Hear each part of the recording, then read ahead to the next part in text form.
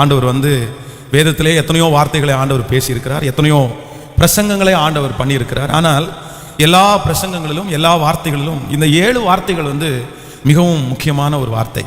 ஒரு மனிதன் தன்னுடைய வாழ்க்கையிலே மரணம் அடைய போகும்போது அந்த ஓட்டத்தை முடிக்கும் போது அவர் சொல்லுகிற வார்த்தை மிகவும் முக்கியமானது அப்படின்னு உலகத்தில் இருக்கிறவர்கள் சொல்லுவார்கள். ஆனாலும் அந்த கடைசி நேரத்திலே, அது வயது சென்றவராக இருந்தால், அந்த உயிர் போகிற நேரத்தில் எல்லாருமே அந்த மனுஷனிடத்துல போய் என்ன சொல்றாரு அப்படின்னு சொல்லி போய் அவர்கள் கேட்பது வழக்கம். அப்போ அவங்க சொல்ற வார்த்தைகள் அநேக வார்த்தைகள் அது சிலருடைய வாழ்க்கையிலே நடந்திருக்கிறதையும் நம்ம கண்கூடாய் பார்த்திருக்கிறோம். வேதம் சொல்லுகிறது, யாக்கோபு தன்னுடைய கடைசி காலத்திலே, அந்தியமிய காலத்திலே தன்னுடைய பிள்ளைகளை எல்லாரும் தனக்கு முன்பாக அவன் அழைத்து அவர்கள் எல்லாருக்கும் அவன் ஒவ்வொரு வார்த்தைகளை சொல்லுகிறான். அவன் மரிக்கும் முன்னே அவன் சொல்றான், நான் மரிக்கும் முன்னே என்னுடைய ஆத்மா உங்களை ஆசீர்வதிக்கணும், உங்களுக்கு நான் சில வார்த்தைகளை சொல்லணும் அப்படின்னு சொல்லி தன்னுடைய பிள்ளைகளை எல்லாம் தனக்கு முன்பாக வர சொல்லி ஒவ்வொருத்தருடைய கேரக்டருக்கும் தகுந்தது போல சில வார்த்தைகளை சொல்லி சிலரை ஆசீர்வதிக்கிறார், சிலருக்கு தண்டனைகளை சொல்லுகிறார். ஆனா வருகிற காலங்களில் பார்த்தீங்க அப்படின்னா, யாக்கோபு எந்தெந்த வார்த்தைகளை சொல்லி தன்னுடைய பிள்ளைகளை ஆசீர்வதித்தாரோ அதே போல அவர்களுடைய சன்னதிகள் இருந்ததை குறித்து வேதத்திலே நம்ம வாசிக்கிறோம். கிட்டத்தட்ட ஒரு 10 ஆண்டுகளுக்கு முன்பாக நம்முடைய திருச்சபையிலே ஒரு வயதான ஒரு அம்மா அதிகமாய் ஒரு ஜெபிக்கிற ஒரு தாயார் வந்திருந்தாங்க. அவங்க ரொம்ப வயதானவர்கள், அவர்களுக்கு மிகவும் உடல் பலவீனப்பட்டது. அவங்க பிள்ளைங்க 2 பேரும் இப்போ நம்ம சர்ச்சுக்கு வராங்க. அவங்க குடும்பமே நம்முடைய திருச்சபைக்கு கொண்டிருக்கிறார்கள். அப்போ அவர்கள் அந்த கடைசி அந்த மரணம் அடைய போகிற நேரத்தில் ஒரு ஆளை அனுப்பி என்னை அவங்க வீட்டுக்கு கூப்பிட்டாங்க. இந்த மாதிரி பாஸ்டரை நான் பார்க்கணும் அப்படின்னு சொல்லுங்க, அவரை நான் பார்க்கணும் அப்படின்னு சொன்ன உடனே ஒருத்தர் இந்த மாதிரி ரொம்ப முடியாமல் இருக்காங்க பாஸ்டர், அவங்க கடைசி நேரத்தில் உங்களை தான் பார்க்கணும் அப்படின்னு நினைக்கிறாங்க அப்படின்னு சொன்னாங்க. உடனே நான் பக்கத்தில் தான் இருந்துச்சு, இந்த நம்ம சர்ச்சுக்கு ஆப்போசிட்டில் உள்ள கொஞ்சம் தூரத்தில் தான் ஒரு வீட்டில் தான் குடியிருந்தாங்க. அப்புறம் அவங்கள பார்க்க போனேன். அப்போ என் கையை பிடிச்சி அவங்க நிறைய காரியங்கள் அவங்க சொன்னாங்க. நீ அப்போல்லாம் ரொம்ப குறைவான ஜனங்கள், குறைவான ஆத்துமாக்கள், அப்போ ஒரு பெரிய எதிர்காலத்தை குறித்து ஒரு பெரிய ஹோப் இல்லை, இந்த சர்ச்சை எப்படி ஆகும், எப்படி நடக்கும், இந்த பகுதியில் நம்மளால சொந்த இடங்கள் வாங்க முடியுமா அப்படின்ற ஒரு பெரிய கேள்விக்குறியான ஒரு நேரம். ஆனால் அந்த நேரத்தில் அவங்க என்னுடைய கரத்தை பிடிச்சி நிறைய தீர்க்க தரிசனமான வார்த்தைகளை சொன்னாங்க. அவங்க நல்லா ஜெபிக்கிற ஒரு தாயார். அப்போ சொன்னாங்க, உங்களை ஆயிரக்கணக்கான பேருக்கு முன்னாடி நீங்கள் நிற்கிறது மாதிரி நான் பார்க்குறேன் அப்படின்னு ஃபர்ஸ்ட் சொன்னாங்க. அதுக்கப்புறம் ஆண்டவர் சொன்னாங்க, நிறைய ஊழியக்காரர்களுக்கு நீங்க ஊழியம் செய்யற மாதிரி நான் பார்க்கிறேன் அப்படின்னு சொன்னாங்க. அதுக்கப்புறம் லட்சக்கணக்கான வாலிபர்கள் ஒரு பெரிய இடத்துல இருந்து கிரௌடா அப்படியே உங்களுக்கு முன்னாடி நிக்கிறத நான் பார்க்கிறேன் அப்படின்னு சொன்னாங்க. அப்படி நிறைய தீர்க்க தரிசனமான வார்த்தைகளை அவங்க கடைசி நேரத்தில் கர்த்தர் உங்களை ரொம்ப நம்புறாரு அப்படின்னு சொல்லி என் கையை பிடிச்சிட்டு அவங்க சொல்லி எனக்காக ஒரு ஜெபம் பண்ணாங்க. உண்மையிலே நான் இன்றைக்கும் அதை உணர்கிறேன். அவங்க சொன்ன வார்த்தைகள் எல்லாம் என் கண்ணு முன்னாடி இருக்குது. அதெல்லாம் அப்படியே எனக்கு நடக்கிறத நான் பார்க்கிறேன். என்னுடைய பாட்டி எங்க அப்பாவுடைய வீட்டில் தான், எங்க வீட்டில் தான் இருந்தாங்க. அவங்களுக்கு கிட்டத்தட்ட பிள்ளைகளே 10 பேருக்கு மேல இருந்தாங்க. ஆனா எங்க வீட்டில் தான் அந்த கடைசி நாட்கள் இருந்தாங்க. அப்ப நான் தான் அவங்களுக்கு ரொம்ப செல்ல பிள்ளை மாதிரி. எங்க வீட்டில் எங்க அம்மா ரொம்ப திட்டுவாங்க எங்க பாட்டியை. ஆனா எங்க பாட்டி நான்வெஜ் சாப்பிட்றது அவங்களுக்கு ரொம்ப பிரியம். ஆனா அவங்களுக்கு பல்லே இருக்காது. உடனே என்கிட்ட கேட்பாங்க, ஏதாவது எனக்கு பண்ணி கொடுக்க முடியுமான்னு. அவங்க இந்த வெத்தலை பாக்கு சாப்பிட்றதுக்கு பார்த்தீங்கன்னா ஒரு சின்ன ஒரு குழவி அம்மிக்கல் மாதிரி ஒன்று வச்சிருப்பாங்க. நம்ம எல்லாம் நிறைய பேர் இஞ்சி பூண்டு தட்டுற மாதிரி அவங்க அப்படி வச்சிருப்பாங்க. அப்போ நான் அந்த பீஸ் எல்லாம் எடுத்து அதுக்குள்ளே போட்டு நல்லா இடித்து அப்படியே மாவு மாதிரி அவங்களுக்கு கொடுப்பேன். கொடுத்த உடனே அவங்களுக்கு ஒரு சந்தோஷம் வரும் பாருங்களேன். அப்போ ஒரு 20 காசு, அந்த 20 காசை எடுத்து, அப்போ அலுமினியத்தில் வரும் பாருங்களேன் அந்த 20 காசு, அந்த 20 காசை என் கையில் எடுத்து கொடுத்து, நீ எல்லாரை விட நல்லா இருப்படா அப்படின்னாங்க. இன்னைக்கு பார்த்தா நான் எல்லாரை விட நல்லா தாங்க இருக்கேன் அப்படி. ஸோ எங்கள் அம்மா அந்த பாட்டி கடைசி நாட்களிலே அவங்க சொன்ன ஆசீர்வாதங்கள் உண்மையிலே என் மேலே பலிக்கிறத நான் பார்த்துருக்கிறேன். அதே போல் என்னை வளர்த்த ஆவிக்குரிய தகப்பனார், என்னுடைய பாஸ்டர், அவர் தான் என் மேலே ரொம்ப பிரியமாக இருந்தார். என்னை நல்லா கொண்டு வரணும்னு அவர் தான் நினைச்சாரு, என்னை படிக்க வைக்கணும்னு அவர் தான் நினைச்சாரு. எங்கள் அம்மா அப்பாவுடைய ஒரு பார்ட்டை தாண்டி எனக்காக ரொம்ப பிரயாசம் எடுத்தவர் எங்கள் ஊழியக்காரர், எங்கள் பாஸ்டர். அப்போ நான் என்ன நம்பினேன் அப்படின்னு சொன்னால், எப்படியாவது எங்கள் பாஸ்டருடைய அந்த கடைசி நாட்களில் நான் எப்படியாவது கூட இருக்கணும்னு நான் ரொம்ப ஆசைப்பட்டேன். ஆனா அதற்கு நடக்குமா அப்படின்ற ஒரு கேள்விக்குறி இருந்துச்சு. ஏன்னா எங்க பாஸ்டர் வியாதிப்படுவார், ஆனா ரெடி ஆயிடுவார். சின்ன வயசு தான் எங்க பாஸ்டருக்கு. ஆனா நானும் இங்க ஊழியத்தில் ரொம்ப நெருக்கமா இருக்கிறேன். 500 கிலோமீட்டர் தூரம் போக முடியாது. ஆனா அந்த குறிப்பிட்ட அந்த நாட்களிலே எனக்கு கரெக்டா கன்னியாகுமரியில ஒரு 3 நாட்கள் கன்வென்ஷன் கூட்டத்துக்காக என்னை அழைச்சிருக்காங்க. அப்ப நான் அந்த கன்வென்ஷனுக்காக போகும்போது பாஸ்டர் ரொம்ப சிக்கா இருக்கிறத நான் பார்க்கிறேன். அப்போ உடனே நான் பார்த்து அவரோட ஒரு நாள் முழுக்க ஸ்பெண்ட் பண்ணி அவருடைய தாடியெல்லாம் ஃபுல்லா ட்ரிங்க் பண்ணி விட்டு, அப்படி அவருடைய நகம் எல்லாம் ரொம்ப மோசமா இருந்துச்சு, அது எல்லாத்தையும் அழகா எடுத்து கிளீன் பண்ணி சுடுதண்ணி வச்சு கிளீன் பண்ணிட்டு, அப்புறம் அவரை குளிப்பாட்டி, அப்புறம் அவருக்கு என்ன வேணும் அப்படின்னு கேட்கும்போது அவர் சொன்னார், இந்த மாதிரி பெட்ல படுக்கும்போது ரொம்ப கஷ்டமா இருக்கு அப்படின்னு. உடனே கடையில் போய் ஒரு வாட்டர் பெட் அது ஒன்று வாங்கிட்டு வந்து, ஒரு தலையணை வாங்கிட்டு வந்து, ஒரு பெட்ஷீட்டு வாங்கிட்டு வந்து, அதுக்கப்புறம் ஏதாவது சாப்பிடலாம் அப்படின்னு தோணுதா அப்படின்னு கேட்டால் கொஞ்சம் பாயாசம் குடிக்கலாம் அப்படின்னு தோணுது அப்படின்னாரு. உடனே கடையில் போய் அந்த ரெடி மிக்ஸ் பாயாசம் வாங்கி அந்த கிச்சனில் அங்கே ஊழியக்காரங்க சிஸ்டர் அவங்கள்ட்ட கொடுத்து அந்த பாயாசம் அவங்க செஞ்சு கொடுத்து அதை கொஞ்சம் அவங்கள குடிக்க வச்சு, அதுக்கப்புறம் பார்த்தீங்க அப்படின்னு சொன்னால் அப்போது அப்படியே இருந்தாங்க. கடைசியாக அவங்க படுத்த பெட்டு, அவங்க போத்தின பெட்ஷீட்டு, அவங்க வச்ச தலையணை, அவங்களுக்கு ஷேவ் பண்ணி விட்டது, அவங்க நகம் கட் பண்ணி விட்டது, அதுலேருந்து ஒரு 5 days தாண்டினோன்னே எங்கள் பாஸ்டர் இறந்துட்டாங்க. ஆனால் அந்த நாள்லேயே என் கையை பிடிச்சி அவர் சொன்னார், நீ நல்லா இருப்ப, நீ பெரிய ஊழியம் செய்வ, ஆனால் கடைசி வரைக்கும் சத்தியத்துக்காக நீ நிற்கணும், உனக்கு சொந்த இடத்தை கடவுள் கொடுத்துருவாரு, அந்த இடத்துல ஒரு மகா பெரிய தேவாலயத்தை நீ கட்டுவ, அது ஆச்சரியமாக இருக்கும் அப்படின்னு எங்கள் பாஸ்டர் சொன்னார். அப்போ வந்து நான் ஆமேன் ஆமேன் ஆமேன், யார் பிளெஸிங் சொன்னாலும் உடனே ஆமேன் சொல்கிற பழக்கம் எனக்கு அப்போ இருந்துச்சு. இப்போ அப்படிதான். யாராவது ஒருத்தர் வந்து பொறாமைனால உங்களுக்கு 10 கோடி ரூபாய் இருக்குன்னு கேட்டால் ஆமேன் அப்படின்னு தான் சொல்லுவேன் நான். அதெல்லாம் விடுறதெல்லாம் இல்லை. ஆமேன், அப்போவே அந்த ஆமேன் சொல்லுகிற பழக்கம். அப்புறம் ஆமேன் அப்படின்னு சொன்னேன். ஆனால் எங்கள் பாஸ்டர் ஒரு 5 days அவங்க இறந்துட்டாங்க. ஆனால் நான் நம்புகிறேன், இன்றைக்கும் அவர்கள் சொன்ன வாக்கு தத்துவம் விசுவாசிக்கிறேன், அது அப்படியே நடக்கும் என்று நான் நம்புகிறேன். அப்போ ஒரு தேவனுடைய பிள்ளையினுடைய வாழ்க்கையிலே இந்த பெரியவர்களுடைய ஆசீர்வாதத்தை வாங்குறது ரொம்ப முக்கியமானது. அதுவும் கடைசியில் மரணம் அடைய போகிற நேரத்தில் பெரியவர்களுடைய ஆசீர்வாதத்தை வாங்குறது ரொம்ப ஆசீர்வாதமானது. ஆனால் நிறைய பேர் நம்ம எதில் ரொம்ப தவறுவோம் அப்படின்னு சொன்னால், கடைசி காலத்தில் தான் நம்ம ரொம்ப மிஸ் பண்ணுவோம். ஏன் அப்படின்னா, இந்த கடைசி காலத்தில் அந்த வயது செல்லும் போது அவர்களுடைய நினைவு சரியா இருக்காது, அவங்க ரொம்ப எரிச்சல் படுவாங்க. சிலர் வந்து மரணம் அடைகிற போகிற காலம், தாங்கள் சாக போகிற அந்த சூழ்நிலை தெரிஞ்சிச்சுன்னா அவங்கள அறியாமலே இந்த உலகத்தில் வாழணும்னு நினைப்பாங்க, சாப்பிடணும்னு நினைப்பாங்க, இன்னும் ஜீவிக்கணும்னு நினைப்பாங்க. அதனால அவர்களுடைய வெறுப்பை அப்படியே காண்பிப்பாங்க, கோவப்படுவாங்க. அவங்களுக்கு அவ்வளவு உதவி செஞ்சாலும் அவங்களுக்கு அது பெருசாவே தெரியாது. அதனால நம்ம நிறைய பேர் என்ன நினைக்கிறோம் அப்படின்னு சொன்னா, ஏன் இந்த கிழவிக்கு சும்மா இருக்க முடியாதா, இந்த கிழவனுக்கு சும்மா இருக்க முடியாதா, கொடுக்கறத வாங்கி சாப்பிட்டு சும்மா படுத்துக்க வேண்டியதானே அப்படின்னு நம்ம நிறைய பேர் பெரியவங்களை திட்டுவோம்.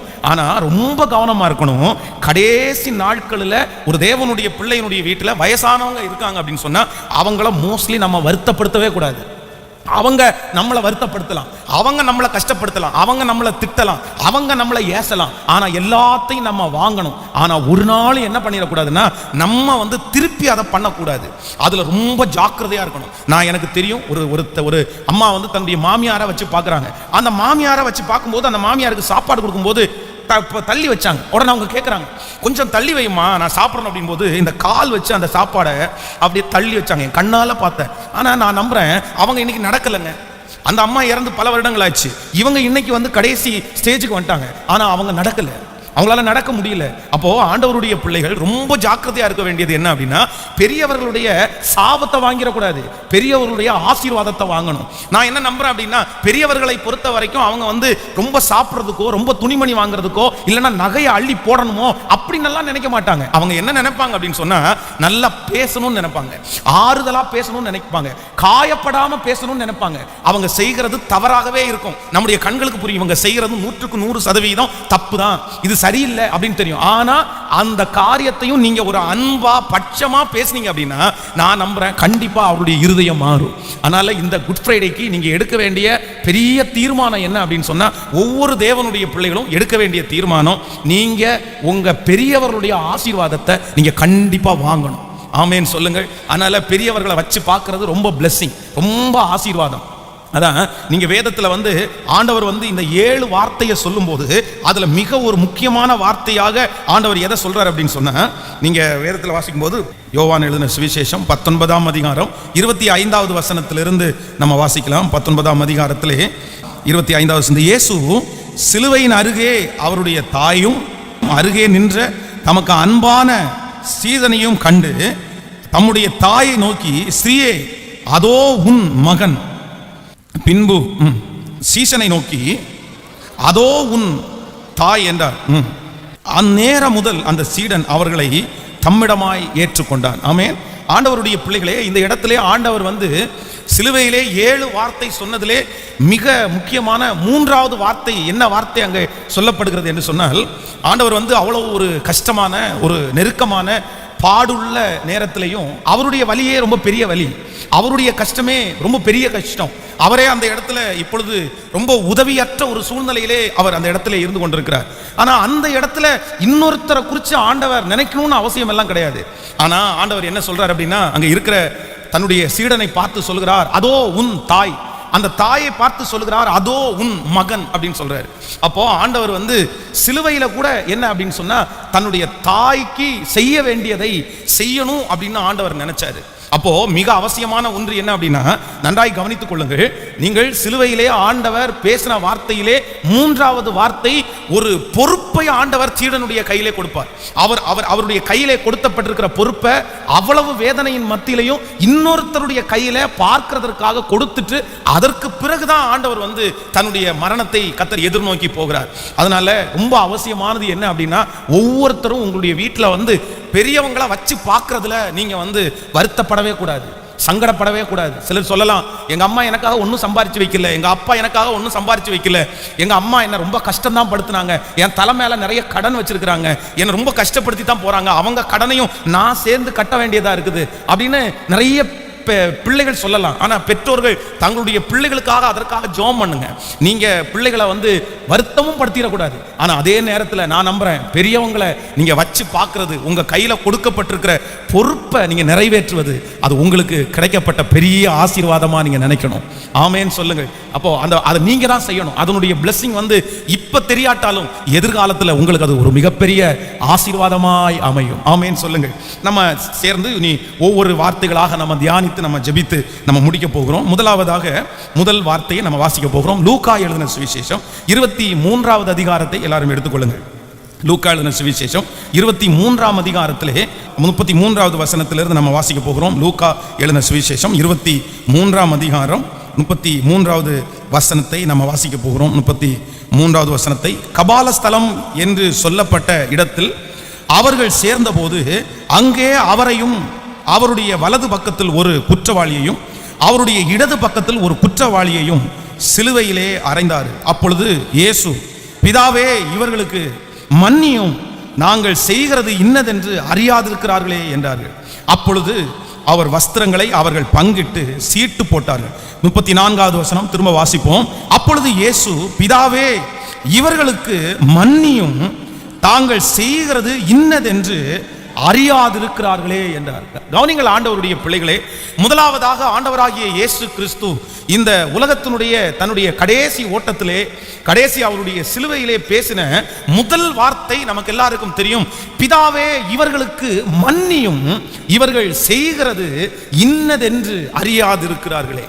அவரை சுற்றி நிறைய பேர் நிற்கிறார்கள், அவரை மிகவும் வருத்தப்படுத்துகிறார்கள், அவரை நிறைய பேர் அவரை வந்து குறைவாக இடை போட்டு அவர்கள் திட்டுறாங்க, அவரை தூசிக்கிறார்கள், சிலர் அவரை பொய்யாக குற்றம் சாட்டுகிறார்கள். இப்படியே சுற்றி நிற்கிறவர்கள் எல்லாம் அவரை மிகவும் அதிகமாய் வேதனைப்படுத்தி கொண்டிருக்கும் போது என்னுடைய ஆண்டவர் அந்த இடத்துல தன்னுடைய வாயிலிருந்து முதல் வார்த்தை என்ன சொல்றார் அப்படின்னு சொன்னா, பிதாவே இவர்களுக்கு மன்னியும். அப்போ சிலுவையிலே புறப்பட்ட முதல் வார்த்தை மன்னிப்பு என்கிற வார்த்தை தான் புறப்பட்டது. ஒரு ஆண்டவருடைய பிள்ளையினுடைய வாழ்க்கையிலே மிக அவசியமான ஒன்று, இந்த மன்னிக்கிற குணம் என்கிற ஒன்றை கர்த்தர் நம்மிடத்திலே கர்த்தர் எதிர்பார்க்கிறார். ஆண்டவர் மன்னித்தது சாதாரணமான தவறை செய்தவர்களை அல்ல. வேதம் சொல்லுகிறது, அவர் மேல் குற்றம் சாட்டினவர்களை கர்த்தர் அவர் மன்னித்தார், அவர் மேல் பழி சொன்னவர்களை அவர் மன்னித்தார். தன்னை மிகவும் குறைவாய் இடை போட்டு தன்னுடைய தேவகுமாரன் என்று அறிந்தும் அவரை மறுதலித்தவர்களை கர்த்தர் மன்னித்தார். அப்போ முதலாவதாக அந்த கள்ளனை குறித்து வேதம் சொல்கிறது, எத்தனையோ பேர் அந்த கள்ளனை வந்து திருத்துவதற்காக எத்தனையோ முயற்சிகள் நடந்திருக்கலாம். ஆனா அந்த நேரத்தில் கர்த்தர் சுற்றி நிற்கிற எல்லாரையும் பார்த்து சொல்லுகிறார், பிதாவே இவர்களை மன்னியும், பிதாவே இவர்களை மன்னியும். அப்போ நம்ம எல்லாருமே இன்றைக்கு இந்த சிலுவையினுடைய வார்த்தையில நம்ம என்ன கற்றுக்கொள்ளணும் அப்படின்னா, எல்லாரையும் மன்னிக்கிறதற்கு கற்றுக்கொள்ளணும். கசப்போட ஒருத்தரும் தங்களுடைய வாழ்க்கையை வாழ முடியாது. வேதம் சொல்லுகிறது, உன்னுடைய சகோதரன் பேரில் உனக்கு ஒரு குறை இருக்குமையானால் முன்பு உன்னுடைய சகோதரனிடத்திலே ஒப்புரவாகி பின்பு அதற்கு பிறகு காணிக்கையை செலுத்து, அப்பனா அந்த காணிக்கையை அங்கீகரிப்பேன் என்று கர்த்தர் வாக்கு கொடுக்கிறார். அப்போ கசப்போட யாரும் ஆண்டவரை தேட முடியாது. கசப்போட இருக்கிற ஒரு மனுஷனை ஆண்டவரை அங்கீகரிக்கவும் முடியாது. இன்றைக்கு இந்த சிலுவை தியான கூட்டத்திலே வந்திருக்கிற ஒவ்வொரு பிள்ளைகளும், நீங்க யாரிடத்திலே கசப்பா இருக்கிறீங்களோ, யாரை மன்னிக்க முடியவில்லையோ, ஒருவேளை நீங்க நினைக்கலாம், எங்களால இவங்களை மன்னிக்கவே முடியாது பாஸ்டர், இவர்கள் மன்னிக்க முடியாத அளவிற்கு அவங்க துரோகம் பண்ணிட்டாங்க. ஆனா நான் நம்புறேன், அப்படின்னா ஆண்டவர் நினைச்சிருந்தா அவங்கள மன்னிக்க முடியுமா? அவரை காரி துப்புனாங்க, நீ தேவனானால் இறங்கி கீழே வா அப்படின்னு அவரை தூசிட்டாங்க. அவரை படுத்தின கொடுமை சின்னதல்ல, ரொம்ப பெருசு. வேதம் சொல்லுது, அவருடைய தலையிலே வைத்த அந்த முள் கிரீடம் வந்து அதனுடைய ஒவ்வொரு முட்களும் வந்து கிட்டத்தட்ட சில முட்கள் வந்து 3 இன்ச்சு நீளம் கூட இருந்துச்சாமா.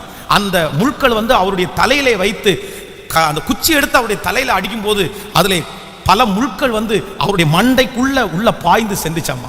அவருடைய உடம்புல இருந்து கிட்டத்தட்ட 6.5 லிட்டர் ரத்தம் வந்து முழு ரத்தமும் அப்படியே வெளியே வந்துருச்சாமா. அப்போ நான் நம்புறேன், இவ்வளோ பெரிய பாடுபடுத்தின மனிதர்கள், அவர் எந்த தவறும் செய்யவில்லை, அவர் ஒரு குற்றமும் பண்ணல, ஒரு குற்றமும் செய்யாமலே அவரை இவ்வளவு வருத்தப்படுத்தினார்கள். ஆனால் அவர்களை பார்த்து என்ன, நான் குற்றம் பண்ணல, அதனால நான் உங்களை எப்படி மன்னிக்க முடியும், நான் எப்படி உங்க மேல கசப்பு வைக்காம இருக்க முடியும் அப்படின்னு ஆண்டவர் சொல்லல. தான் மூஞ்சியில காரி துப்புனவங்களை கூட அவர் என்ன பண்ணார் அப்படின்னா மன்னிச்சார். ஆண்டவருடைய பிள்ளையே, கர்த்தர் இன்னைக்கு யாருக்காக சொல்றாருன்னு தெரியாது. நான் நம்புறேன், சிலுவையிலே அவ்வளோ பெரிய பாடுகளை அனுபவிக்கும் போது ஆண்டவராகிய இயேசு கிறிஸ்துவே ஒரு மனுஷனை மன்னிக்க முடியுமானால், அவ்வளோ பெரிய தேவகுமாரனே இந்த உலகத்தில் இருக்கிற மனிதனை மன்னிக்க முடியுமானால், நீங்க ஏன் அவர்களை மன்னிக்க முடியாது? கண்டிப்பா நீங்க மன்னிக்கணும். நீங்க மன்னிச்சாதான் ஆண்டவருடைய பிள்ளை, நீங்க மன்னிச்சாதான் ஆண்டவருடைய ஊழியக்காரர், நீங்க மன்னிச்சாதான் நீ ஆண்டவருடைய ஆசீர்வாதத்தை பெற்றுக்கொள்ள முடியும். ஒரு தவறு செய்த ஒரு மனிதனை மன்னிக்க முடியாத ஒரு தேவனுடைய பிள்ளை ஆசீர்வாதத்தை பெற்றுக்கொள்ளவே முடியாது.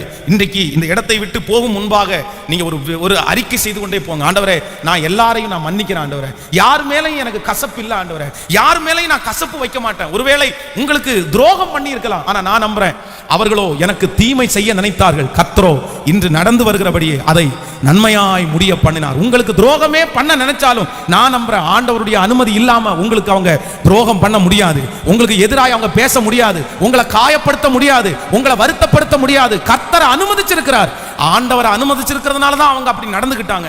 அதனால அவங்க எப்பேற்பட்ட தீயவர்களா இருந்தாலும் நான் மன்னிக்கிறேன். இந்த ஜெபத்தில் இருக்கிறவங்க, ஒருவேளை கணவன் மனைவி வாக்குவாதத்தில் சண்டையில் இருக்கிறீங்களா, என் கணவனாரை என்னால் மன்னிக்கவே முடியாது, என் மனைவியை என்னால் மன்னிக்கவே முடியாது. வேதம் சொல்லுது, விபச்சார முகாந்திரத்தினாலே ஒளிய தள்ளி விடுகிறதுல ஆண்டவர் வெறுக்கிறார். ஒருவேளை விபச்சார முகாந்திரம், ஒரு தப்பான உறவில் அவர் இருக்கிறாரு, தப்பான உறவில் இந்த அம்மா போயிட்டாங்க அப்படின்னு சொன்னா, அதுவும் வந்து மன்னிக்க கூடுமானால் அதையும் மன்னிக்கலாம். அது உங்களுடைய எண்ணத்தை பொறுத்து, அது உங்களுடைய வாழ்க்கையை பொறுத்து, அது நீங்க நினைக்கிறத பொறுத்து. ஆனா மற்றபடி எவ்வளவு பெரிய தீங்கு செஞ்சாலும், எவ்வளவு பெரிய தவறு பண்ணினாலும், ஒரு கணவனார் ஒரு மனைவியை மன்னிக்க வேண்டிய அவசியம் இருக்குது. ஒரு மனைவி தன்னுடைய கணவனாரை மன்னிக்க வேண்டிய அவசியம் இருக்கிறது. இந்த குட் ஃப்ரைடேவில் ஒரு தீர்மானத்தோட போங்க. கர்த்தருடைய வருகை தாமதிக்கும்னா அடுத்த குட் ஃப்ரைடே சர்வீஸுக்கு நீங்க சமாதானமா வாழணும்னு நான் உங்களை ஆசீர்வதிக்கிறேன். நீங்க குடும்பமா இருக்கணும்னு நான் உங்களை ஆசீர்வதிக்கிறேன். உங்களுடைய வாழ்க்கையில இருக்கிற எல்லா கசப்புகளும் மாறணும்னு நான் உங்களை ஆசீர்வதிக்கிறேன். ஆண்டவருடைய பிள்ளைகளை, உண்மையிலே நான் கடவுளுக்கு முன்பாய், கர்த்தருக்கு முன்பாக சொல்லுகிறேன், இந்த ஊழியத்திலே எத்தனையோ நபர்களுக்கு எனக்கு எதிராய் வந்தது உண்டு. இந்த ஊழியத்திலே தொடர முடியுமா என்கிற கேள்விக்கு கூட அவர்கள் தள்ளினவர்கள் நிறைய உண்டு. எனக்கு மூஞ்சிக்கு நேராய் பேசினவர்கள், தூரத்திலே என்னை பற்றி பேசினவர்கள், என்னை காயப்படுத்தினவர்கள் எத்தனையோ பேர் இருக்கிறார்கள். ஆனால் பலிபீடத்திலிருந்து சொல்லுகிறேன், இன்று வரையிலும் யார் மேலும் எனக்கு ஒரு கசப்பையும் என்னுடைய இருதயத்திலே நான் வைக்கவே இல்லை. அவர்கள் பேசினதை குறித்து எனக்கு வருத்தம் இருக்கிறது. என் இருதயத்தை அவர்கள் உடைத்தார்கள், என் மனசை அவங்க கஷ்டப்படுத்தினாங்க. நான் அதுக்காக நிறைய அழுத, நான் நிறைய ஆண்டவருடைய சமூகத்தில் கெஞ்சினேன், நான் இன்னும் ஆண்டவரை சேரணும்னு நினைச்சேன். ஆனா கர்த்தருக்கு முன்னாடி யார் மேலையும் எனக்கு கசப்பு இல்லவே இல்லைங்க. நான் எல்லாரையும் மன்னிச்சேன். நான் எல்லா இடத்துலையும் இன்னைக்கு பேசித்தான் இருக்கிறேன். யாரும் எனக்கு வந்து நான் பேசாத இருக்கிறேன், இவங்கள்ட்ட நான் சண்டை போட்டு இருக்கிறேன் அப்படின்னு சொல்லி எனக்கு என்னுடைய நினைவுக்கு இன்று யாருமே இல்லை. ஆமேன்னு சொல்லுங்கள். உங்க எல்லாரையும் நான் அழைக்கிறேன். கசப்பில்லாத வாழ்க்கை மட்டும் நீங்க வாழ்ந்தீங்கன்னா உங்க வாழ்க்கையில பெரிய ஆசீர்வாதத்தை பெறுவீங்க. ஒரே ஒரு கசப்பு உங்க வாழ்க்கையில, ஒரு மனுஷனை மன்னிக்க முடியாத அந்த காரியம் உங்களை அழிச்சிரும் பிரதர், சிஸ்டர், உங்களை அழிச்சிரும். நீங்க ஒரு மனுஷன் மேல வச்சிருக்கிற கசப்பு உங்களை எவ்வளவு தூரத்துல வேணாலும் கொண்டு போய் விட்டுரும். அதை மறந்துடாதீங்க. வேதம் சொல்லுது, சவுல் ராஜா தெரியாதனமா தான் அந்த தாவீதின் மேல ஒரு கசப்பை வைக்கிறாரு. அந்த கசப்பை வைக்கிறதற்கு தாவீது ஒரு தவறும் பண்ணல. ராஜாவுக்கு விரோதமா எழும்பல, ராஜாவுடைய அரசனைக்கு ஆசைப்பட்டு மற்றவங்களை இந்த மாதிரி பாடுங்கன்னு சொல்லி கோத்து விடல. இவர் எந்த தவறுமே பண்ணல. ஆனா நடந்த சூழ்நிலை வந்து தாவீதின் மேல சவுல் ராஜா ஒரு கசப்பு வர்றதற்கு காரணமாயிருச்சு. சுற்றி இருக்கிறவங்க எல்லாரும் பேசினதை வச்சு தாவீதின் மேல சவுல் ராஜா கசப்பாயிட்டாங்க. நம்ம கூட நிறைய பேர் இந்த மாதிரி மிஸ்டேக் பண்ணுவோம். நம்ம அந்த பர்சனல், நீங்க கசப்பு இருக்கிற ஆளுக்கும் உங்களுக்கும் எந்த தப்புமே, எந்த பிரச்சனையுமே இருக்காது. ஆனா சுத்தி இருக்கிறவங்க பேசுறதை கேட்டு, சுத்தி இருக்கிறவங்க நடக்கிறத கேட்டு அந்த மனுஷன் மேல தேவையில்லாத ஒரு கசப்பு வரும். ஆனால் சவுல் ராஜாவுடைய கையிலே ஆண்டவர் கொடுத்த ஊழியம் மிகப்பெரிய ஊழியம். ஆண்டவர் அவனை பெரிய ஆளா மாற்றணும்னு கர்த்தர் நினைச்சாரு. அவனுடைய தலைமுறைகளை ஆசீர்வதிக்கணும்னு நினைச்சாரு. ஆனா தாவீது என்கிற ஒரு நீதிமான் மேல அவன் வச்ச ஒரு கசப்பு அவனுடைய எதிர்காலத்தையே அழிச்சிருச்சு. அவன் எதையுமே செய்யவே முடியல. இன்றைக்கு இந்த திருச்சபையிலே இருக்கிற இந்த சத்தத்தை கேட்கிற ஒவ்வொருக்கும் நான் எச்சரிப்பு நான் சொல்றேன். நீங்க வைக்கிற கசப்பு உங்களை அழிச்சிரும் பிரதர் சிஸ்டர். நீங்க வச்சிருக்கிற கசப்பு உங்களை அழிச்சிரும். நீங்க மனுஷன் மேல கசப்பு இருந்து ஜெபிச்சா ஜெபத்தை கூட கர்த்தர் கேட்க மாட்டாரு. ஆண்டவர் உங்க ஜெபத்திற்கு தூரமா இருப்பாரு. ஆனா நான் சொல்றேன், யார் மேலையும் கசப்பு இல்லாத ஒரு வாழ்க்கை, யார் மேலையும் கசப்பு வைக்க கூடாது. அவர்கள் உங்களுக்கு எவ்வளவு தீமை வேண்டும் என்றாலும் செய்யட்டும், ஆனால் மன்னிக்கிறவர்கள் தான் கர்த்தருடைய பிள்ளைகள். ஆமென் சொல்லுங்கள். எல்லாரும் கையை உயர்த்தி இந்த முதல் வார்த்தைக்கு ஒப்பு கொடுத்து, ஆண்டவரே யார் மேலையும் சத்தமா சொல்லுங்க, ஆண்டவரே யார் மேலையும் எனக்கு கசப்பு இருக்கவே கூடாது. சத்தத்தை உயர்த்தி எல்லாரும் ஜெபிக்கலாம். ஹல்லேலூயா, ஸ்தோத்திரம் ஸ்தோத்திரம். முழு பலத்தோட சொல்லுங்க, ஆண்டவரே ஸ்தோத்திரம் ஸ்தோத்திரம். தகப்பனே நான் ஆண்டவரே யார் மேலையும் கசப்பு வைக்க கூடாது. சொல்லுங்க சொல்லுங்க. அப்பா எல்லாரையும் மன்னிக்க கூடிய ஒரு சுபாவத்தை எனக்கு தாரும் ஆண்டவரேன்னு கேளுங்க. ஆண்டவரே எல்லாரையும் மன்னிக்க கூடிய ஒரு சுபாவத்தை எனக்கு தாரும் ஆண்டவரே. ஆமென். எதை குறித்தும் கலக்கம் இல்லப்பா, எல்லாவற்றுக்காகவும் நன்றி சொல்லுவேன், யார் மேலும் கசப்பு இல்லப்பா, எல்லாருக்காகவும் மன்றாடுவேன், எதை குறித்தும் கலக்கம் இல்லப்பா. சொல்லுவோம், எல்லாவற்றுக்காகவும் நன்றி சொல்லுவேன், யார் மேலும் கசப்பு இல்லப்பா, எல்லாருக்காகவும் மன்றாடுவேன், எதை குறித்தும் கலக்கம் இல்லப்பா. ஆமென் சொல்லுங்க. அப்போ ஆண்டவர் சிலுவையிலே பேசின முதல் வார்த்தை என்ன வார்த்தை அப்படின்னா மன்னிப்பு அப்படின்ற வார்த்தை. பிதாவே இவர்களுக்கு மன்னியும். சொல்லுங்க, ஒரு 3 விஷயம் சொல்லுங்க. பிதாவே இவர்களுக்கு, சொல்லுங்க எல்லாரும் சொல்லுங்க, பிதாவே இவர்களுக்கு மன்னியும், பிதாவே இவர்களுக்கு. அப்போ நம்ம என்ன பண்ணணும்னா, ஒரு உண்மையான கிறிஸ்தவன் யார் மேலையும் என்ன வச்சிருக்க முடியாது அப்படின்னா, நீங்க கசப்பு வச்சிருந்தீங்க அப்படின்னா நீங்க உண்மையான கிறிஸ்தவனே சத்தமா சொல்லுங்க இல்ல. அப்படி வாழ முடியுமா அப்படின்னு கேட்டா கண்டிப்பா வாழ முடியும். வாழ முடியாத ஒன்றை கர்த்தர் கண்டிப்பா சொல்லிட்டு போயிருக்கவே மாட்டாரு. வாழ முடியுன்றதுக்காக தான் ஆண்டவர் சொல்லி. அதான் உங்களுக்கு எல்லாருக்கும் சிலருக்கு தெரியலாம் இந்த சம்பவம். அருமையான பாஸ்டர் பாலியாங்கிச்சோ அவருடைய திருச்சபையிலே ஒரு அழகான ஒரு பெண், அந்த பெண்ணுக்கு திருமணத்தை இவரே செய்ய வேண்டும் என்று முயற்சி எடுத்து அந்த சர்ச்சில் கிட்டத்தட்ட 8 லட்சத்துக்கும் அதிகமான ஆட்கள் வர்றாங்க. அப்போ அதுலேயே ஒரு பையனை, ஒரு பெஸ்டான ஒரு பையனை செலக்ட் பண்ணி இவரே அந்த திருமணத்தை முன்பாக நின்று இவர் ரொம்ப கிராண்டா அந்த திருமணத்தை நடத்தி வைத்தார். ஆனா திருமணத்தை நடத்தின ஒரு வருஷத்துக்குள்ளேயே வந்து பாத்தீங்கன்னா அந்த பொண்ணை வந்து அவங்க அம்மா அப்பா 2 பேரும் கூட்டு வந்திருக்காங்க. கூட்டு வந்தா அந்த பொண்ணுடைய வாய் ரொம்ப கோணி போய் வாயிலிருந்து நுரை தள்ளி வந்து நின்றுருக்கு. இவருக்கு ரொம்ப ஆச்சரியமாயிச்சாமா, என்ன ஆச்சு, ஐயோ நல்லா தானே திருமணம் பண்ணி வச்சேன், திடீர்னு என்ன பிரச்சனை. உடனே அவர் தலை மேல கையை வச்சு ஜெபம் பண்ணி சரியாயிரும் அப்படின்னு சொல்லி ஜெபம் பண்ணா எந்த அற்புதமே நடக்கலையாமா. பல நிமிஷங்கள் அதற்காக ஜெபம் பண்ணிக்கிற எதுவுமே நடக்கல. உடனே அறையில போய், ஆண்டவரே என்ன தெரியல, இந்த பிள்ளை எவ்வளவு அழகான பிள்ளை, ஆனா இந்த பிள்ளையினுடைய முகம் இப்படி ஆயிடுச்சு ஏன். உடனே ஆண்டவர் சொன்னாராமா, என்ன பண்ணா அப்படின்றத நீ அந்த பிள்ளைகிட்டே கேளு. உடனே இவருக்கு அந்த பிள்ளைக்கு பேச முடியாதனால எழுதி கொடுத்துச்சாமா. என்னன்னா, திருமணமான அன்னையிலிருந்து பயங்கரமான மாமியாருடைய கொடுமை. அந்த அம்மா வந்து இந்த பையனோட பேசவே விடலையாமா. அவன் வந்த உடனே இந்த அம்மா இந்த பிள்ளையை கூட்டுமா, அப்படி ரொம்ப சித்திரவதை அனுபவிச்சதுனால இந்த பொண்ணு ஒரு முடிவு எடுத்துச்சாமா. இந்த அம்மா அப்பா 2 பேரும் உயிரோட இருந்தா நம்ம கணவனாரோட சந்தோஷமா வாழ முடியாது, அதனால அவங்க 2 பேரையும் கொன்றலாம் அப்படின்னு சொல்லி கடையில போய் விஷம் வாங்கிட்டு வந்து சாப்பாட்டுல கலந்து, அந்த சாப்பாட்டுல கலக்கும் போது திடீர்னு இந்த மாதிரி ஆயிடுச்சு அப்படின்னு அந்த பொண்ணு எழுதி கொடுத்துச்சாமா. உடனே ஆண்டவர் சொன்னாராமா, ஊழியக்காரன்ட்ட அந்த பொண்ணை மன்னிக்க சொல்லு, மன்னிச்சாதான் சரியாகும் அப்படின்னு. அவன் சொன்னாலாமா, என்னால் மன்னிக்கவே முடியாது, 1 வருஷத்துக்குள்ள நான் மனநலமா பாதிக்கப்பட்டேன், நான் ரொம்ப சிக்காயிட்டேன், என் வாழ்க்கையை நான் வெறுத்துட்டேன், நானே முடிஞ்சு போயிடலாம்னு நினைக்கிறேன், நான் எப்படி மன்னிக்க முடியும், எனக்கு அவங்க பண்ணின துரோகம் ரொம்ப பெருசு நிறைய. இல்லை நீ மன்னிச்சே ஆகணும். கடைசியில் அந்த பிள்ளை வந்து நான் மன்னிக்கிறேன் அப்படின்னு சொன்னதுக்கு அப்புறம் தான் அந்த வியாதி சரியாயிடுச்சாமா. ஒரு கேன்சர், அதிகமான கேன்சர் நோயாளிகள் இருக்கிற அந்த இடத்துல ஒரு ரீசர்ச் பண்ணியிருக்கிறாங்க. அப்போ அந்த கேன்சர் நோயை அவங்க ரீசர்ச் பண்ணும்போது நிறைய பேருடைய வாழ்க்கையில அந்த கேன்சர் வியாதி எதனாலன்னா அவங்களுக்குள்ள இருக்கிற கசப்பு தான் அவங்களுக்கு அந்த வியாதிக்கு காரணம் அப்படின்னு டாக்டர்கள் கண்டுபிடிச்சதா ஒரு ஆராய்ச்சியாளர்கள் சொல்லுகிறார்கள். அப்போ ஆண்டவருடைய பிள்ளைகளே, கசப்புக்கும் வியாதிக்கும் நிறைய ஒற்றுமை இருக்குது. கசப்பு இருந்துச்சுன்னா நீங்க சீக்கிரமா சிக்காயிருவீங்க. உங்களுக்கு கொடுக்கப்பட்டிருக்கிற தரிசனத்தை நீங்க முடிக்கவே முடியாது. அதனால நான் நம்புறேன், நம்ம கொண்டு வந்ததும் ஒன்றும் இல்லை, நம்ம கொண்டு போறதும் சத்தமா சொல்லுங்க ஒண்ணுமே இல்லை, ஒண்ணுமே இல்லை. அப்ப யார் மேலேயும் நம்ம என்ன பண்ண வேண்டாம்னா கசப்பே வச்சுக்கணும். எல்லார்ட்டையும் நல்லா பேசுங்க, எல்லார்ட்டையும் ஹலோ ஹாய், எல்லார்ட்டையும் பிரைஸ் தி லார்ட். நான் நம்புறேன் அன்றியும் அவருடைய தீர்மானத்தின்படி அழைக்கப்பட்டவர்களாய் தேவனிடத்தில் அன்பு கூறுகிறவர்களுக்கு சகலமும் நன்மைக்கு ஏதுவாய். அவர்கள் செய்த எல்லாம் நன்மைக்கே, அவர்கள் செய்த எல்லாம் நன்மைக்கே. சொல்லுங்க, உங்களுக்கு விரோதிகள் செய்தது எல்லாம் நன்மைக்கே, உங்களுக்கு விரோதமாய் எழும்பினவர்கள் செய்தது எல்லாம் நன்மைக்கே. நான் யார் மேலையும் கசப்பு இல்லை. ஆமேன் சொல்லுங்கள். இப்போ நீங்க இந்த ஜெபத்தை முடிச்சுட்டு போகும்போது யார் மேலேயாவது கசப்பு இருந்தா தயவு செய்து ஒரு ஃபோன் கால் போட்டு அவங்க இடத்துல பேசுங்க. பிரதர் நல்லா இருக்கீங்களா, சந்தோஷமா இருங்க, உங்களுக்காக நான் ஜெபிக்கிறேன் அப்படின்னு சொல்லி ரொம்ப அவங்களிடத்துல பழையது போல ஒருவேளை கொஞ்சம் அப்படியே போகலன்னா முடியலைன்னா கூட நான் சொல்றேன், மனசார அவங்கள என்ன பண்ணுங்கன்னா மன்னிங்க. அந்த மனசுக்குள்ள இருக்கிற அழுக்கை எடுத்து போட்டுருங்க, அந்த கசப்பை எடுத்து போட்டுருங்க. ஆண்டவர் உங்க மேல பிரியப்படுகிற கர்த்தரா இருக்கிறார். கைகளை உயர்த்தி ஒரு ஹல்லேலூயா சொல்லுங்க. ஈசாக்கை பகைத்தவர்கள் வெறுத்தவர்கள் அவனிடத்தில் வரும்போது வேதம் சொல்கிறது, ஈசாக்கு எல்லாருக்காகவும் விருந்து பண்ணினானாம். ஆமேன். உங்களாலே முடியுமானால் வருகிற ஈஸ்டருக்கு உங்களுடைய விரோதிகளை வீட்டிலே அழைத்து ஒரு விருந்தை அவர்களுக்கு கொடுங்கள். நல்லா நீங்க சாப்பிட்ற அந்த சிக்கன், நீங்க சாப்பிட்ற அந்த மட்டன்ல அவங்களும் கொஞ்சம் தின்னுட்டு இன்னும் கொஞ்சம் சபிக்கட்டும், உங்களுக்கு பிரச்சனையே வராது. ஆமேன் சொல்லுவோம். எத்தனை பேர் ஆமோதிக்கிறீர்கள்? அதனால முடிஞ்ச வரைக்கும் நீங்க என்ன பண்ணுங்க அப்படின்னா நம்ம அப்படிதான் செய்யணும். ஆமேன். வேதம் சொல்லுகிறது, தீமையை நன்மையினாலே வெல்லு. தீமையை எப்படி வெல்லணுமாமா? சத்தமா சொல்லுங்க எல்லாருமே. அதனால எல்லாருக்கும் நம்ம என்ன பண்ணணும்னா, அதனால பகையா இருக்கிறவங்களுக்கு எல்லாருக்கும் ஒரு விருந்து பண்ணணும். எத்தனை பேர் ஆமோதிக்கிறீங்க? ஒன்று பார்க்கறதே ஒரு மாதிரி இருக்குதே, என்ன பாஸ்டர் அப்படின்னா, இல்லை அதுதான் ஒரு பெரிய பிளெஸ்ஸிங். ஆமேன் சொல்லுங்க. எல்லாருக்கும் அப்படி நீங்க கொடுத்து பாருங்க. அதுக்கப்புறம் ஆண்டவர் உங்களை நடத்துறத, அதுக்கப்புறம் கர்த்தர் வேதம் சொல்லுது, அடுத்து உடனே ஈசாக்குனுடைய வேலைக்காரர்கள் வந்து என்ன சொல்றாங்கன்னா, துறவை வெட்டினோம், தண்ணீரை கண்டோம் அப்படின்னு சொல்றாங்க. ஆமேன்.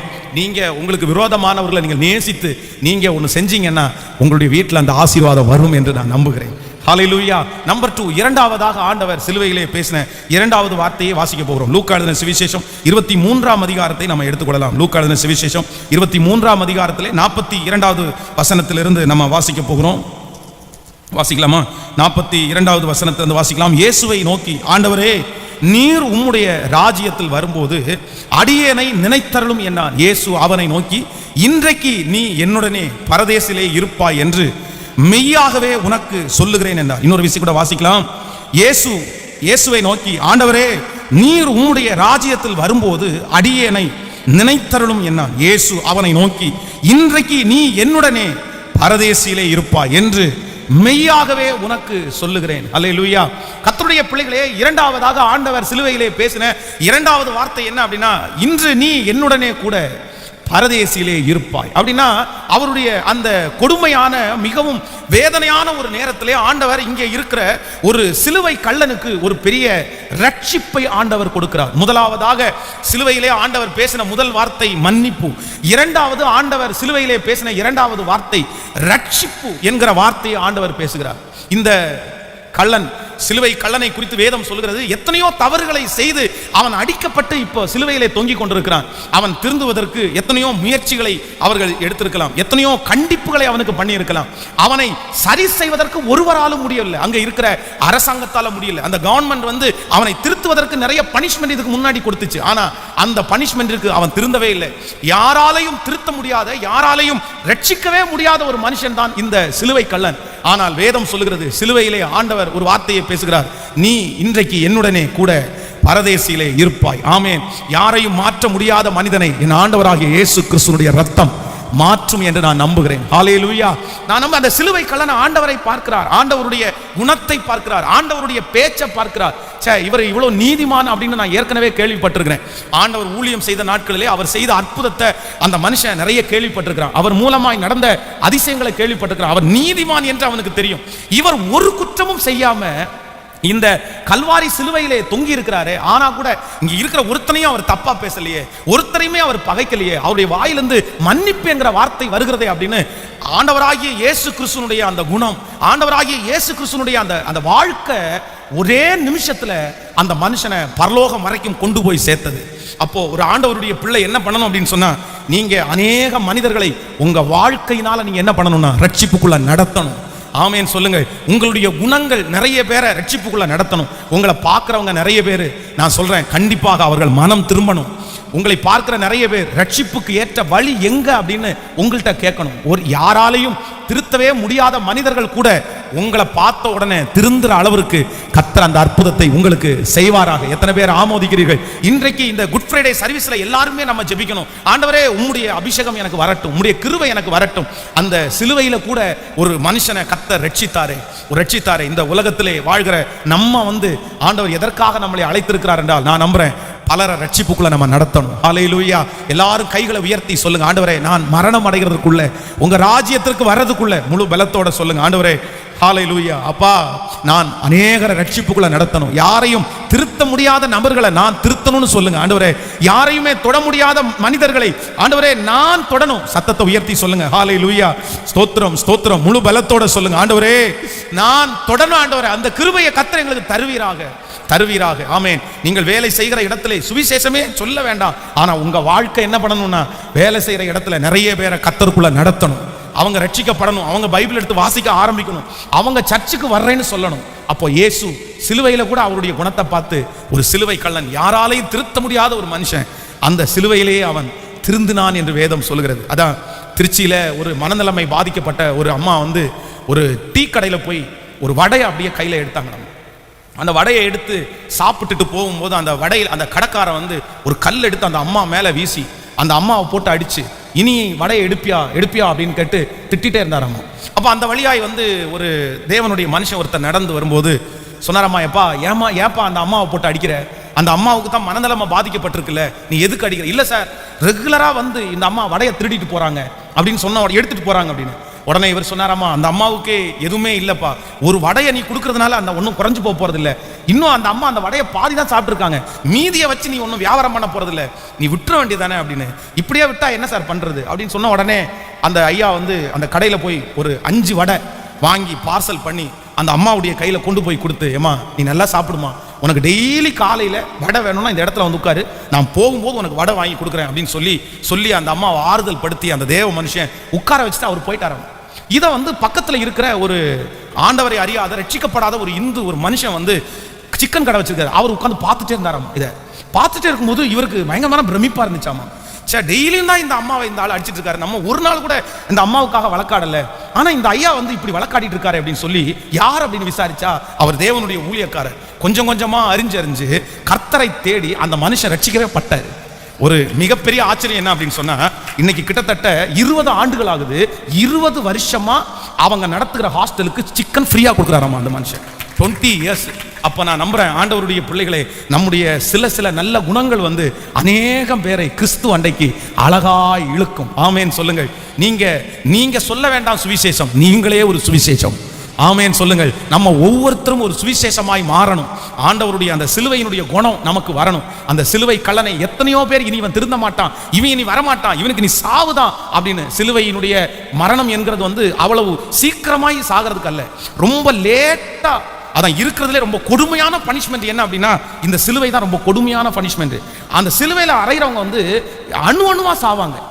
குறைஞ்சது 16 மணி நேரமாவது இருந்துதான் அவங்க சாவாங்க. நிமிஷம் அவங்க உயிர் போயிடும். அவங்கள சிலுவையில் அரைஞ்சதுலேருந்து சாகிற வரைக்கும் அவங்க அந்த வலியிலே சாவாங்க. ரொம்ப கொடுமையாய் காலதாமதமாய் சாகிறதுக்காக தான் சிலுவை தண்டனைன்னு ஒன்னே கொண்டு வந்தாங்களாம். இவன் உடனே சாகக்கூடாது, சித்திரவதை அனுபவிச்சு சாகணுன்றதுக்காக தான் அந்த சிலுவை. ஆனா நான் நம்புறேன், அவ்வளோ பாடுகள் மத்தியிலையும் என் தேவனாகிய கர்த்தர் ஒரு மனுஷனை பரலோகத்திற்கு கொண்டு போய் சேர்க்கிறதற்கு என் கர்த்தர் உண்மை உள்ளவராய் இருந்தாரே. நன்றாய் நம்முடைய தேவனாகிய கர்த்தருக்கு கரங்களை தட்டி இயேசுவே தேவகுமாரனே எங்களுக்கு ஆமென். சிஸ்டர், நீங்க உங்களுடைய கணவனார் ஒருவேளை ரட்சிக்கப்படல, அவர் இனி மாறவே மாட்டாருன்னு நினைக்கலாம். பிரதர், உங்க வீட்டில் யாரோ ஒருத்தர் மாறவே மாட்டாருன்னு நீங்க நினைக்கலாம். ஆனா நான் நம்புறேன், சிலுவை கள்ளனையே எல்லாரும் இனி இவன் திருந்தவே மாட்டான் என்று அவனை சிலுவையிலே அறைந்தார்களே, அவனையே ரட்சிக்கிறதற்கு கர்த்தரால் முடியுமானால் இந்த குட் ஃப்ரைடே சர்வீஸுக்கு நான் கர்த்தருடைய வார்த்தையை சொல்லுகிறேன். உங்க பிள்ளையை கர்த்தர் ரட்சிப்பார், உங்க கணவனாரை கர்த்தர் ரட்சிப்பார், உங்க மனைவியை கர்த்தர் ரட்சிப்பார், உங்க குடும்பத்தில் ஒரு ரட்சிப்பு வரும், உங்க குடும்பத்தில் ஒரு ஊழியக்கார பிள்ளையை கர்த்தர் கொண்டு வர வல்லவராய் இருக்கிறார். கைகளை அசைத்து ஒரு ஹல்லேலூயா சொல்லலாம். ஆண்டவர் பெரியவர். ஆமென் சொல்லுங்கள். ஒரு தகப்பனார் நம்முடைய திருச்சபைக்கு வருவார். அவர் வரும்போதெல்லாம் ரொம்ப துக்கமா வருவார். காலையில 5 மணி ஜெபத்துக்கு வரும்போதெல்லாம் யாருக்குமே தெரியாம அவர் வீட்டில் ட்ரெஸ் பண்ணும்போது லைட்டு போட முடியாது. லைட்டு போட்டால் அந்த வீட்டில் இருக்கிற பையன் திட்டுவான். அவர் சர்ச்சுக்கு போகிறதுக்கே பெரிய பிரச்சனை, அவர் மட்டும்தான் அந்த வீட்டில் சர்ச்சுக்கு வராரு. இல்லை, அதனால லைட்டே போடாமல் பின்னாடி வழி போய் ஒளிஞ்சு நைட்டே துணியெல்லாம் வெளியில வச்சு அதுக்கப்புறம் அப்படிதான் போட்டுட்டு வருவார். பயந்துட்டே வருவார் ஒவ்வொரு நாளும். அப்படியே யாருக்குமே தெரியாம போய் அப்படியே திறந்து அப்படியே இருந்துக்குவாரு. இவர் தன்னுடைய மகன் வந்து ரொம்ப சர்ச்சுக்கு போகக்கூடாது, ஆண்டவரை ஆராதிக்க கூடாதுன்னு பயங்கரமான சத்தம் என்கிட்ட வந்து வரும்போதெல்லாம் ஜெபம் பண்ணுவார். பாஸ்டர், என் குடும்பத்தினுடைய ரட்சிப்புக்காக மட்டும் ஜெபம் பண்ணுங்க, எனக்கு ரொம்ப கஷ்டமா இருக்குது, என்னை ரொம்ப வருத்தப்படுத்துறாங்க அப்படின்னு. அவருடைய மகனுக்கு திருமண காரியம் ஒழுங்கு செய்யப்பட்டிருக்கிறது. அப்போ அந்த பொண்ணை பார்த்துருக்காங்க. அந்த பொண்ணிட்ட போய் இவர் பேச போனாராமா, ஏமா இந்த பாருமா, என் பையன் ரொம்ப தீவிரமான பக்தன் தான், ஆனா நான் வந்து ஏசாமியை தான் ஆராதிக்கிறேன், உனக்கு ஒன்றும் பிரச்சனை இல்லையா அப்படின்னு கேட்டுக்கிறாரு. கேட்டோன்னு அந்த பொண்ணு சொல்லியிருக்கா, அப்பா நானும் எங்க வீட்டில் ஆராதிக்க முடியாம நான் ரட்சிக்கப்பட்டு ஞானஸ்நானம் எடுத்த ஒரு புள்ள, ஆனா பட் எனக்கு கர்த்தரை ஆராதிக்க பயங்கரமான தடை, எனக்கு ரொம்ப சந்தோஷமா இருக்குது. சரி, நான் போற வீட்டில் எப்படி இருக்குமோன்னு நினைச்சேன், எப்படி நான் வாழ போறேன்னு நினைச்சேன், பட் என்னை விட முதல்ல நீங்க ஒருத்தர் ரட்சிப்புள்ள இருக்கிறீங்கன்றது எனக்கு ரொம்ப சந்தோஷம் அப்படின்னாங்க. சரி, எவ்வளவு பெரிய மகிழ்ச்சி இல்லை, எவ்வளவு பெரிய ஆசீர்வாதம். அப்ப நான் நம்புறேன், நீங்க தான் ஒரு விதை, நீங்க ஒரு விதை. நீங்க ஒருத்தர் உங்க குடும்பத்தில் ரட்சிக்கப்பட்டா போதும், உங்கள் மூலமாய் உங்க குடும்பம் ரட்சிக்கப்படும். கர்த்தர் அவர்களை கொண்டு வருவார். உங்க குடும்பத்தில் ஊழியக்காரர்கள் எழும்புவார்கள், ஊழியக்காரிகள் எழும்புவார்கள். கர்த்தர் உங்க ரட்சிப்பின் மூலமாய் குடும்பத்தையே கர்த்தர் ரட்சிப்பார். ஹல்லேலூயா! எத்தனை பேர் ஆமோதிக்கிறீங்க? அப்போ ஆண்டவரிடத்துல சொல்லணும், நான் ஒரு நடமாடும் ஒரு சுவிசேஷகனாய், ஒரு சுவிசேஷியா இருக்கணும். ஆண்டவரே, என் மூலமா உங்களுடைய நாமம் எல்லா இடத்துக்கும் போய் சேரணும். சிலுவையை நீங்க நேசிக்கிறதா இருந்தா நீங்க கண்டிப்பா உங்க வாழ்க்கை அநேகரை என்ன பண்ணணும்னா ரட்சிப்புகளை நடத்தணும். கையை எல்லாரும் உயர்த்தி, ஆண்டவரே என் மூலமாய் ஸ்தோத்திரம், ஒரு பெரிய மகத்துவம். ஹல்லேலூயா! சொல்லுங்க எல்லாரும், கைகளை உயர்த்தி அந்த வார்த்தையை சொல்லுங்கள், முழு பலத்தோட சொல்லுங்கள். ஆண்டவரே, நீர் என் மேல் கிருபை பாராட்டும், என் மேல் கிருபை பாராட்டும், என் மேல் கிருபை பாராட்டும். ஸ்தோத்திரம் ஸ்தோத்திரம் ஸ்தோத்திரம். ஹல்லேலூயா! இயேசுவே, என் மேல் கிருபை பாராட்டும், என் மேல் கிருபை பாராட்டும். நான் உமக்காய் ஊழியம் செய்கிறதற்கு எனக்கு கிருபை தாரும் ஆண்டவரே. ஆண்டவரே, என் வாழ்க்கை அநேகருடைய வாழ்க்கையை மாற்றணும். ஸ்தோத்திரம், மாற்றணும். ஆமென். சிலுவையில் பேசின முதல் வார்த்தை அது மன்னிப்பு, இரண்டாவது வார்த்தை அது ரட்சிப்பு, மூன்றாவது ஒரு வார்த்தை வேகமாய் நம்ம வாசிக்கலாம். மார்க் எழுதின சுவிசேஷம் 15ஆம் அதிகாரத்தை எடுத்துக்கொள்ளலாம். மார்க் எழுதின சுவிசேஷம் 15ஆம் அதிகாரத்திலே 34வது வசனத்தை நம்ம வாசிக்க போகிறோம். 33, 34. 6ஆம் மணி நேரம் முதல் 9ஆம் மணி நேரம் வரைக்கும் பூமி எங்கும் அந்தகாரம் உண்டாயிற்று. 9ஆம் மணி நேரத்திலே இயேசு ஏலோயி ஏலோயி லாமா சதப்தானி என்று மிகுந்த சத்தமிட்டு கூப்பிட்டார். அதற்கு என் தேவனே, என் தேவனே, ஏன் என்னை கைவிட்டீர் என்று அர்த்தமா. அங்கே நின்றவர்களில் சிலர் அதை கேட்டபோது, இதோ எலியாவை கூப்பிடுகிறார் என்றார்கள். நன்றாய் கவனிங்கள் ஆண்டவருடைய பிள்ளைகளே, மூன்றாவதாக ஆண்டவர் சிலுவையிலே பேசின வார்த்தை என் தேவனே, என் தேவனே, ஏன் என்னை கைவிட்டி அப்படின்னு ஏலோ லாமா சதப்தானி அப்படின்னு ஆண்டவர் பேசுறாரு. அப்போ அங்கே சுற்றி இருக்கிறவர்கள் எல்லாரும் என்ன நினைக்கிறாங்க அப்படின்னு சொன்னா, இவர் எலியாவை கூப்பிடுகிறார், எலியாவை ஹெல்ப்புக்காக அவர் அழைக்கிறாரு, அவங்க வந்து உதவி செய்ய போறாங்க அப்படின்னு சொல்லி அவங்க எல்லாரும் அப்படி ஒரு காரியத்திற்காக எதிர்பார்த்து கொண்டிருக்கிறார்கள். ஆனா இந்த தேவகுமாரன் ஆகிய கர்த்தர் பிதாவாகிய தேவனோடு அவர் இருக்கிற ஐக்கியத்தை ஆண்டவர் வந்து அந்த இடத்துல கர்த்தர் இங்க இடத்துல வெளிப்படுத்துகிறார். அப்போ மூன்றாவது வார்த்தையினுடைய அர்த்தம் என்னவென்றால், அவ்வளவு பெரிய நெருக்கமான சூழ்நிலையிலையும் அவ்வளவு வேதனையான சூழ்நிலையிலையும் ஆண்டவரோடு கூட இருக்கிற உறவுல நம்முடைய தேவகுமாரன் எப்படி இருந்தார் அப்படின்னா கவனம் உள்ளவரா இருந்தார். ஒரு தேவனுடைய பிள்ளை ரொம்ப அவசியமான நேரம் என்னன்னா, நீங்கள் ரொம்ப கஷ்டத்துக்குள்ள போகும்போது, ரொம்ப பாடுகளை அனுபவிக்கும் போது, உபத்திரவங்கள் உங்களுக்கு வரும்போது ஆண்டவரோடு உள்ள உறவை மட்டும் நீங்க என்ன பண்ண முடியாது, ஒரு நாளும் விட்டுறவே கூடாது. நிறைய பேர் செய்கிற தவறை அதுதான், ஆண்டவரோட உள்ள உறவை ஏதோ ஒரு காரியத்திற்காக விடுகிறார்கள். வேதம் சொல்கிறது, இவ்வளவு பாடுகள் மத்தியிலையும் அங்க இருக்கிற யாருக்குமே புரியல இவர் யாரை கூப்பிடுறாரு அப்படின்ற ஒரு பெரிய கேள்விக்குறி உண்டாயிருக்கிறது. நான் நம்புகிறேன் என் அன்பு ஆண்டவருடைய பிள்ளைகளே, சில நேரங்களிலே ஆண்டவரோடு உள்ள உறவிலே நீங்கள் பலப்பட்டிருக்கும் போது சுற்றி இருக்கிற யாருக்குமே தெரியாம இருக்கலாம், நீங்க ஏன் அமைதியா இருக்கிறீங்க, நீங்க ஏன் பேசிட்டே இருக்கிறீங்க, நீங்க ஏன் பாடிட்டே இருக்கிறீங்க அப்படின்னு சுற்றி இருக்கிற நபர்கள் வந்து ஒருவேளை அறியாம இருக்கலாம். ஆனா ஆண்டவரோட உறவுல இருக்கிற ஒரு மனுஷன் ஒரு நாளும் கைவிடப்படுவதே இல்லை. சோ இந்த குட் ஃப்ரைடேக்கு நம்ம எல்லாருமே ஒரு தீர்மானம் எடுக்கணும். ஆண்டவரே, நான் சாகிற வரைக்கும் உங்களோடு உள்ள உறவை மட்டும் நான் என்ன பண்ண மாட்டேன்னா யாருக்காகவும் விட மாட்டேன். ஆமேன். கர்த்தரோடு உள்ள உறவை பிரிக்கிறதற்கு பிசாசு நிறைய முயற்சி எடுப்பான். அதான் அவனுக்கு உங்களிடத்துல அது மட்டும்தான் வேணும். ஆதாமையும் ஏவாளையும் ஏதேன் தோட்டத்திலிருந்து எடுத்து அந்த ஏதேன் தோட்டத்துல உட்காரணும் அப்படின்னு பிசாசு நினைக்கவே இல்லை. இவங்க என்ன இவ்வளவு ஜாலியா இருக்காங்க, இவங்க என்ன இவ்வளவு சந்தோஷமா இருக்கிறாங்க, இவங்களை வெளியே தள்ளிட்டு நம்ம வந்து உள்ள உட்கார்ந்துருவோமா, அப்படிப்பட்ட எண்ணத்தோட பிசாசு வந்து அவர்களை மோதல்ல, அவங்கள்ட்ட கொஸ்டின்ஸ் கேட்கல.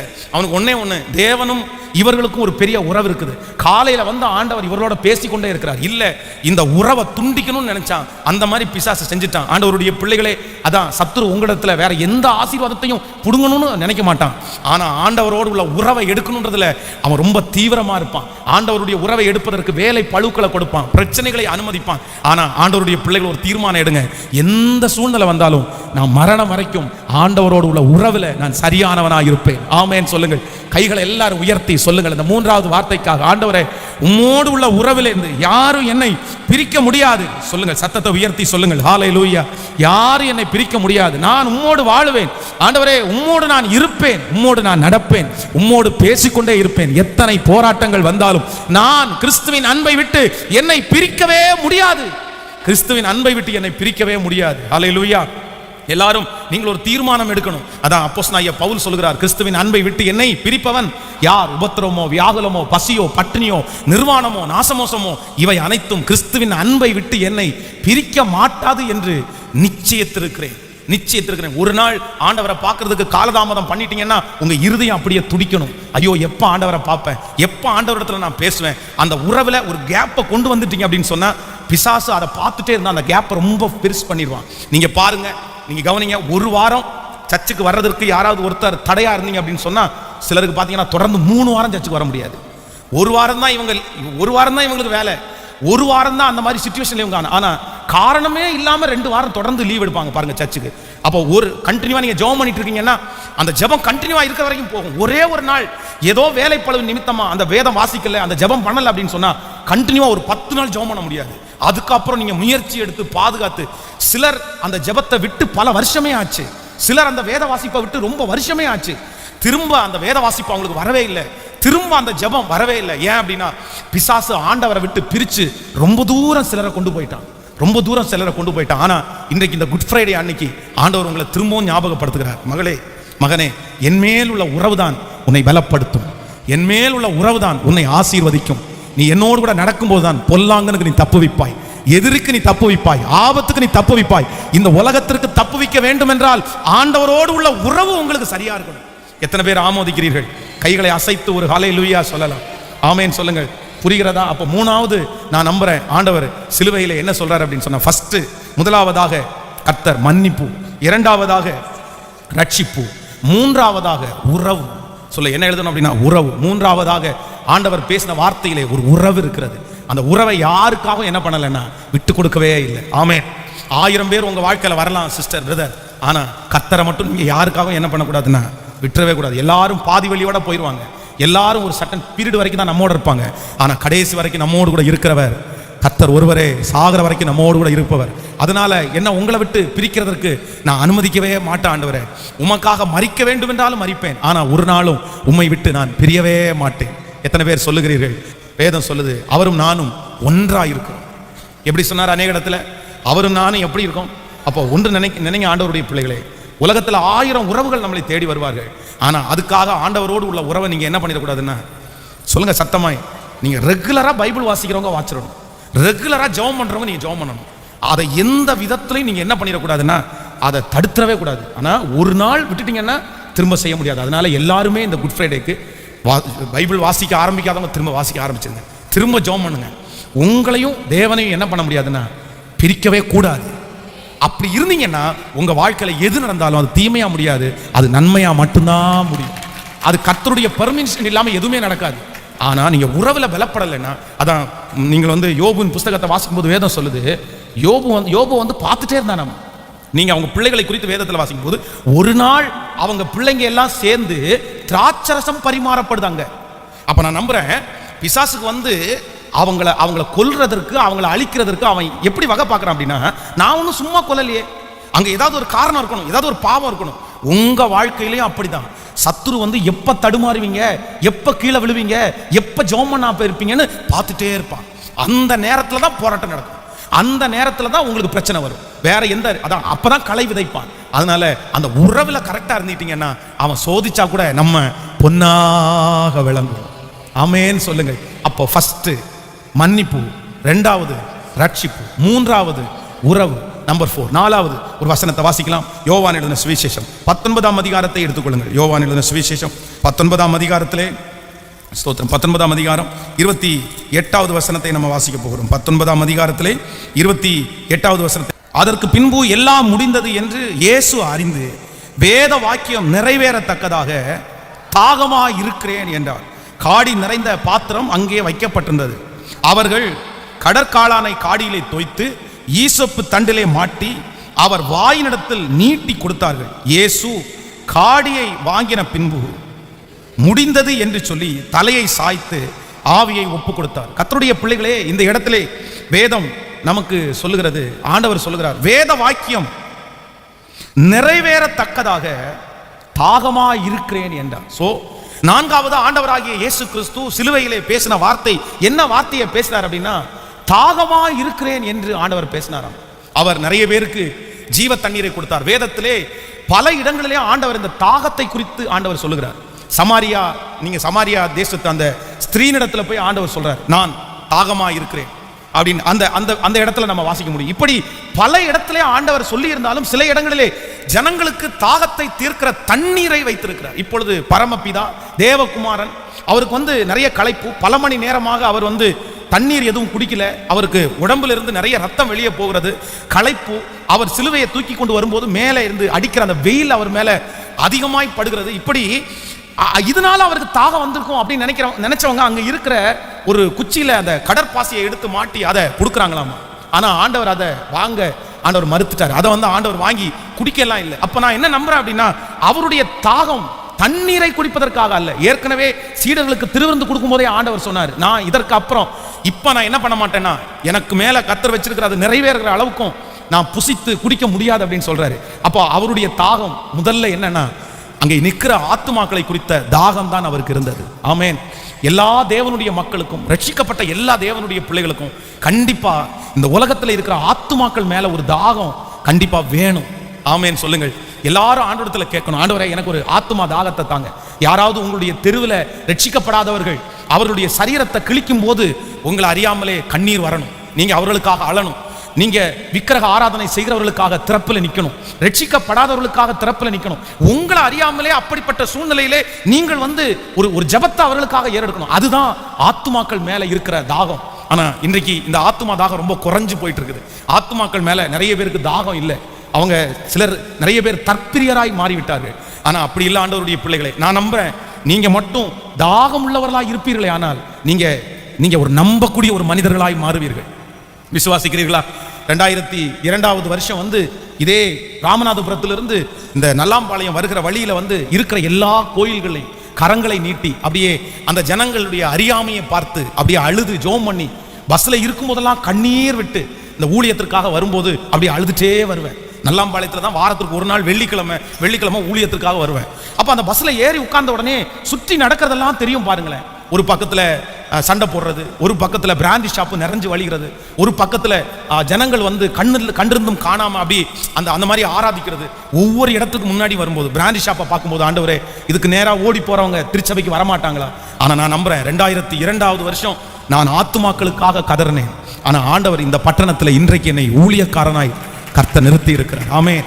இந்த பட்டணத்திற்கும் எனக்கும் எந்த சம்பந்தமுமே இல்லை. இந்த இடத்துல ஊழியம் செய்வதற்கு நான் அப்பாயின்மெண்ட் பண்ணப்பட்டவன் எல்லாம் கிடையாது. ஆனா நான் நம்புறேன், அன்னைக்கு அந்த ஆத்துமாக்களுக்காக அழுததுனால கர்த்தரே பரலோகத்தின் தேவன் என் அன்னைக்கே அப்பாயின்மெண்ட் படுத்தினார். நான் நம்புறேன், எந்த இடத்துல ஆத்துமாக்களுக்காக நீங்கள் அழுகிறீர்களோ அந்த இடத்துல கர்த்தர் உங்களை அதிகாரியாய் கர்த்தர் வைப்பார், உங்களை தலைவனாய் கர்த்தர் வைப்பார். நீங்கள் அழுதது ஆத்துமாவுக்காக, ஆனா கர்த்தர் உங்களை அந்த இடத்துல தலைவனாய் தலைவியாய் கர்த்தர் வைப்பார்.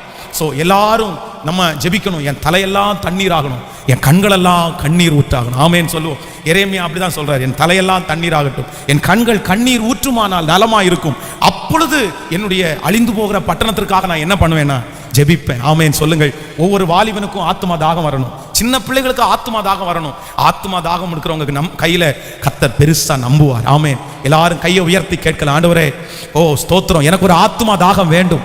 சிலுவையிலே அவ்வளவு வேதனையின் மத்தியிலையும் அவ்வளவு பாடுகள் மத்தியிலையும், ஓ ஆமேன், அவர் அவ்வளவு வலியின் மத்தியிலையும் என் தேவனாகிய கர்த்தர் தாகமா இருக்கிறேன், தாகமாயிருக்கிறேன். என் தாகத்தை யார் தீர்க்க போகிறார்? எனக்கு யார் தண்ணீர் கொடுக்க போகிறார்கள்? ஏசாயாவை போல கைகளை உயர்த்தி எல்லாரும் சொல்லுவோம், இதோ அடியே நான் இருக்கிறேன், என்னை அனுப்பும். சொல்லுங்க, சத்தத்தை உயர்த்தி சொல்லுங்க, ஆண்டவரே எனக்கு ஒரு ஆத்துமா தாகத்தை, என் தலையெல்லாம் தண்ணீர் ஆகட்டும் ஆண்டவரே. ஆண்டவரே எனக்கு ஒரு ஆத்துமா தாகத்தை தாரும். கேளுங்க, சத்தத்தை உயர்த்தி கேளுங்க. ஹalleluya. நன்றி ஆண்டவரே, நன்றி ஆண்டவரே, நன்றி. என் தலையெல்லாம் தண்ணீராகணும், என் கண்கள் எல்லாம் கண்ணீராகணும். என் தலையெல்லாம் தண்ணீராகணும், என் கண்கள் எல்லாம் கண்ணீராகணும். நான் அழுது ஜெபித்திட, கண்ணீரோடு ஜெபித்திட, நான் அழுது ஜெபித்திட கண்ணீரோ. எல்லாரும் கரங்களை தட்டி பாடுவோம். என் தலையெல்லாம் கண்ணீராகணும், என் கண்கள் எல்லாம் கண்ணீராகணும். கழுதை கூட தன் எஜமானனை அறி, இந்த தேசத்தின் ஜனங்கள் உம்மை மறந்தார்களே.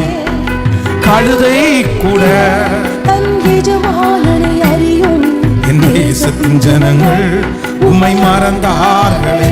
ஐயோ அழியும் என் ஜனங்களுக்கா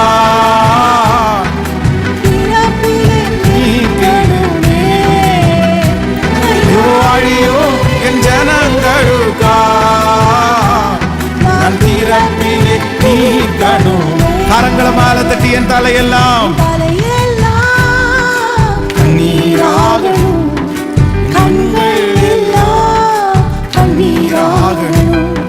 என் தலையெல்லாம் கண்ணீராகணும், என் கண்கள் எல்லாம் கண்ணீராகணும். ஹalleluya. கைகளை உயர்த்தி ஒரு ஹalleluya சொல்லலாம். ஒவ்வொரு தேவனுடைய பிள்ளைகளிடத்திலையும் என்ன இருக்கணும் அப்படின்னு சொன்னா ஒரு ஆத்துமா தாகம். ஆமென். ஸ்கூல்ல படிக்கிற பிள்ளைகளுக்கு கூட எப்படி இருக்கணும்னா ஒரு ஆத்துமா மேல ஒரு தாகம். தகப்பனும் தாயும் உங்களுடைய பிள்ளைகளை நீங்கள் எப்படி வளர்த்தணும் அப்படின்னு சொன்னா ஆத்துமா மேல ஒரு தாகம் உள்ளவர்களாக நீங்கள் வளர்த்த வேண்டும். சின்ன வயசுலேயே அதை சொல்லிக் கொடுக்கணும். நீ இந்த மாதிரி கூட படிக்கிற பிள்ளைகளுக்காக ஜெபம் பண்ணுப்பா, உங்க கிளாஸ்லேயே பலவீனமாக இருக்கிற பிள்ளைகளுக்காக ஜெபம் பண்ணுப்பா, அவங்களுக்கு ஏசப்பா பற்றி சொன்னியா, ஒரு பைபிள் கொண்டு போய் கொடுத்தியா. இந்த மாதிரி சின்ன வயசுலேருந்தே அவர்களுக்குள்ள எதை விதைக்கணும் அப்படின்னு சொன்னால் ஆத்மா தாகத்தை விதைக்கணும். ஆமேன்னு சொல்லுங்கள். இது நம்பர் முதலாவதாக ஃபஸ்ட்டு வார்த்தை மன்னிப்பு, இரண்டாவது வார்த்தை ரட்சிப்பு, மூன்றாவது வார்த்தை ஃபஸ்ட்டே பிரசங்கம் பண்ணினேன் பொறுப்பு. அப்படின்னா இதோ அதோ உன் தாய், இதோ உன் மகன். மூன்றாவது வார்த்தை வந்து பொறுப்பு. அந்த தன்னுடைய பொறுப்பை ஆண்டவர் வந்து நிறைவேற்ற ஃபஸ்ட்டு பிரசங்கம் பண்ண இல்லை, அந்த பொறுப்பை தன்னுடைய தாயையும் தகப்பனையும் நேச. மூணாவது வார்த்தை பொறுப்பு, நான்காவது வார்த்தை உறவு, ஐந்தாவது வார்த்தை தாகம் அப்படின்னா தகிப்பு. ஸோ ஆறாவது நெக்ஸ்ட்டு யோவான் எழுதின சுவிசேஷம் 19ஆம் அதிகாரத்திலே நாம் 30வது வசனத்தை வாசிக்க போகிறோம். 19ஆம் அதிகாரம் 30வது வசனம். இயேசு காடியை வாங்கின பின்பு முடிந்தது என்று சொல்லி தலையை சாய்த்து ஆவியை ஒப்பு கொடுத்தார். ஆமேன். இயேசு காடியை வாங்கின பின்பு முடிந்தது என்று சொல்லி, ஆமேன். ஆண்டவர் ஆறாவதாக ஒரு வார்த்தை சொல்லுகிறார், எல்லாம் முடிந்தது. ஆமேன் சொல்லுங்கள். கையை உயர்த்தி ஒரு ஹல்லேலூயா சொல்லுங்கள். எவ்வளோ பெரிய ஆச்சரியமான விஷயம். நமக்காக கர்த்தர் யாவையும் செய்து முடிப்பார். ஆமேன் சொல்லுங்கள். இஸ்ரவேல் ஜனங்களை பார்த்து ஆண்டவர் சொல்கிறார், என் ஜனமாகிய இஸ்ரவேலுக்கு போய் சொல்லுங்கள், அவள் போர் முடிந்தது என்று சொன்னார். நான் நம்புகிறேன் சிலுவையிலே ஆண்டவர் அவ்வளவு பாடுபட்டது, அவ்வளவு துக்கப்பட்டதுக்கு காரணம் என்ன அப்படின்னா, நமக்காக எல்லாத்தையும் கர்த்தர் என்ன பண்ணார்னா அப்படியே ஃபினிஷ் பண்ணார், முடிச்சார். அதை யாருமே செய்ய முடியாது, நம்மளால அதை பண்ண முடியாது. ஆனால் கர்த்தர் நமக்காக அவருடைய ரத்தத்தையே சிந்தி அவருடைய உயிரையே கொடுத்து பிசாசுக்கு நம்ம மேலே இருந்த அதிகாரத்தை ஆண்டவர் என்ன பண்ணார்னா அவர் முடித்தார். ஆமேன் சொல்லுங்கள். இன்று ஆண்டவருடைய பிள்ளைகளை, நான் உங்களுக்கு இந்த குட் ஃப்ரைடே அன்றைக்கு ஒரு நற்செய்தி சொல்ல போகிறேன். எல்லாம் முடிந்தது. நீ சத்துருவோட போராடின அந்த போராட்டத்தை ஆண்டவர் முடிய பண்ணுகிறார். உன் உபத்திரவ காலத்தை ஆண்டவர் முடிய பண்ண போகிறார். உன் நஷ்டங்களை ஆண்டவர் முடிய பண்ண போகிறார். உன்னுடைய வருமான குறைவுகளை ஆண்டவர் முடிய பண்ண போகிறார். உன்னுடைய வறுமையை ஆண்டவர் முடிய பண்ண போகிறார். நான் நம்புறேன் எல்லாம் முடிந்தது, எல்லாம் முடிந்தது. சிலுவையிலே நம்முடைய ஆண்டவர் ஆகிய கர்த்தர் தோற்று போகல. நம்முடைய ஆண்டவர் என்ன பண்ணாருன்னா எல்லாத்தையும் ஓட்டத்தை ஃபினிஷ் பண்ணி தன்னுடைய கையில அப்படியே தன்னுடைய அவார்டை கையில எடுத்து அதை அவருடைய பிள்ளைகளாகிய நம்முடைய கையில கர்த்தர் கொடுத்தாரு. எப்பா நான் ஓட்டத்தை முடிச்சிட்டேன்ப்பா, உனக்காக யாவையும் நான் செய்து முடிச்சிட்டேன். உன் மேலே இருந்த ஆக்னியை என் மேலே நான் ஏற்றுக்கொண்டேன். உன் மேலே இருக்கிற தண்டனையை நான் என் மேலே ஏற்றுக்கொண்டேன். உன் மேலே இருந்த மரணத்தை என் மேலே நான் ஏற்றுக்கொண்டேன். உன் மேலே இருந்த சமாதான குறைவை நான் ஏற்றுக்கொண்டேன். உன் மேலே இருந்த வறுமையை நான் ஏற்றுக்கொண்டு எல்லாவற்றுக்கும் கர்த்தர் சிலுவையிலே தொங்கினார். ஆமேன். அவர் ஐஸ்வர்யம் உள்ளவராய் இருந்தும் அவர் நம் நிமித்தமா என்ன ஆனாராமா? தரித்திரர் ஆனார். ஆமேன். உங்களுடைய தரித்திரத்தை கர்த்தர் சிலுவையில முடிச்சிட்டாரு அப்படின்னு நான் நம்புறேன். இந்த ஜெபத்தில் இருக்கிற ஆண்டவருடைய பிள்ளைகளை, கர்த்தருடைய சிலுவை உன்னுடைய தரித்திரத்தை முடித்தது. உன்னை ஐஸ்வர்யவானாக மாற்றும்படி கர்த்தர் உனக்காக அவர் தரித்திரர் ஆனார். தரித்திரர் ஆனார். அவர் ஏன் தரித்திரரா இருக்கணும்? ஏன் அவருக்கு ட்ரெஸ் போட முடியாது? அவருடைய மரணம் ஒரு பெரிய விசேஷமானதா நடக்கக்கூடாதா? அவர் அந்த கேடு அடைந்தார். அவருடைய வஸ்திரத்தை வேதம் சொல்கிறது சீட்டு போட்டாங்களாமா, அதையும் விட்டு வைக்கல. அவங்க அவருடைய வஸ்திரத்தை உரிந்தார்கள். அவருடைய வஸ்திரத்தெல்லாம் எடுத்து அவரை நிர்வாணியாய், அவரை மாற்றி அரை நிர்வாணியாய் மாற்றி நிற்க வைத்தார்கள். இதுக்கு எல்லாத்துக்கும் அவர் வேதம் சொல்லுகிறது நம்ம பார்க்கும்போது, சிலுவையில பார்க்கும்போது அவர் நல்லா இல்லை. அவர் எப்படி இருந்தாராமா? எல்லாருடைய கண்ணுக்கும் ரொம்ப அசிங்கமானவரை மாதிரி இருந்தாராமா. ஆனா நமக்கு இன்னைக்கு அது அழகா தெரியுது. நம்ம சிலுவை அசிங்கமா பார்க்கவே இல்லை, நம்ம சிலுவை அழகாத்தான் பார்க்கிறோம். இயேசு அந்த சிலுவையில் நிற்கிற மாதிரி யாராவது ஒருத்தர் சித்தரிச்சாங்கன்னா அந்த மாதிரி ஒரு அழகு இல்லைன்னு நம்ம பார்க்கிறோம். அது நமக்குள்ள கர்த்தர் இருக்கிறார். ஆனால் உலகத்தில் வேதம் நமக்கு சொல்லும்போது அவர் அந்த கேடு அடைந்து எல்லாருக்கும் முன்பாகவும் ஒரு அசிங்கமான ஒரு தோற்றமாய் அவர் இருந்தார். இது எல்லாம் எதுக்காக அப்படின்னு சொன்னா நம்மை வாழ வைக்கும்படியாக. ஆமென். ஆண்டவர் சொல்லுகிறார் எல்லாம் முடிந்தது. பக்கத்தில் இருக்கிற கையை பிடிச்சு சொல்லுங்க, எல்லாம் முடிந்தது. நீங்க விசுவாசிக்கிறீங்களா? எல்லாம் முடிந்தது. உங்களுடைய போராட்டம் முடிஞ்சிருச்சுன்னு சொல்லுங்க. முடிஞ்சிருச்சு. ஆமேன் சொல்லுங்க. அதை விசுவாசிங்க. உங்களுடைய வியாதி முடிஞ்சிருச்சு. ஏன்னா கர்த்தருடைய சிலுவையினுடைய ரத்தம் சகல வியாதிகளையும் அவருடைய தழும்புகளால் சுகமானோம். அவருடைய தழும்புகளால் சுகமானோம். இந்த வார்த்தை ரொம்ப அழகா இருக்குல்ல? அவருடைய தழும்புகளால், அவருடைய காயங்களால் சுகமானோன்னு இல்லை, அவருடைய தழும்புகளால் சுகமானோம். ஆமேன். அவர் காயப்பட்டதுக்கு பிறகும் அவருக்கு என்ன இருந்திருக்கு? அப்போ தழும்பு இருந்திருக்கு. அந்த தழும்புலேயே நமக்கு என்ன வருமாமா? சுகம் வரும். ஆமேன் சொல்லுங்க. அப்போ ஆண்டவர் அந்த கடைசியாக 6வது வார்த்தையை ஆண்டவர் சொல்லும் போது சொல்றாரு, எல்லாம் முடிந்தது, எல்லாம் முடிந்தது. அவ்வளவுதான். ஆண்டவர் எல்லாத்துக்கும் ஒரு முற்றுப்புள்ளியை கத்தர் வச்சார். அதனால ஆண்டவருடைய பிள்ளைகள் குற்ற மனசாட்சியில் அலைய வேண்டியதில்லை, பயத்தோட நீங்க அலைய வேண்டியதில்லை. நீங்க இன்னையிலிருந்து ஜெபம் பண்ண, ஆண்டவரே எனக்காக தான் சிலுவையில் எல்லாத்தையும் முடிச்சிட்டீங்கல்ல ஆண்டவரே, இனி நான் என்ன பண்ணணும்னா ஆசீர்வாதத்தை மட்டும்தான் பெற்றுக்கொள்ளணும். அதான் நம்ம பாடணும், என்னை வாழ வைக்க நீர் என்ன பண்ணிருந்தா சிலுவையிலேயே தொங்கு, எனக்காக பாதிக்கப்பட்டீர், இயேசு எத்தனை நல்லவர். ஆமென். அந்த வரிகளை பாடி அந்த கடைசியாக அந்த வார்த்தையை சொல்லி நம்ம ஜெபித்து முடிக்க போகிறோம். கர்த்தர் நல்லவர். என்னை வாழ வைக்க ஒப்பு கொடுத்தீர், என்னையே வாதிக்க கொடுத்தீரே திருவுடலை எனக்கா. என்னை வாழ வைக்க ஒப்பு கொடுத்தீர், உம்மையே வாதிக்க கொடுத்தீரே திருவுடலை எனக்காய். உங்க அன்பு பெரியது, உங்க அன்பு பெரியது. பாடுவோம் கரங்களை மேல தட்டி. உங்க அன்பு பெரியது,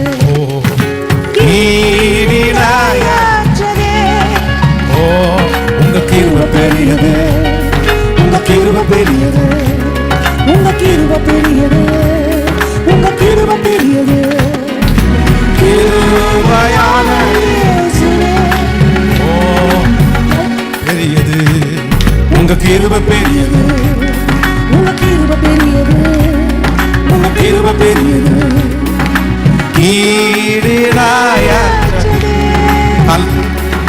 நல்லவர் நீ, மிகவும் நல்லவர் நீ, நல்லவர் நீ, நன்மைகள் செய்பவர் நீ.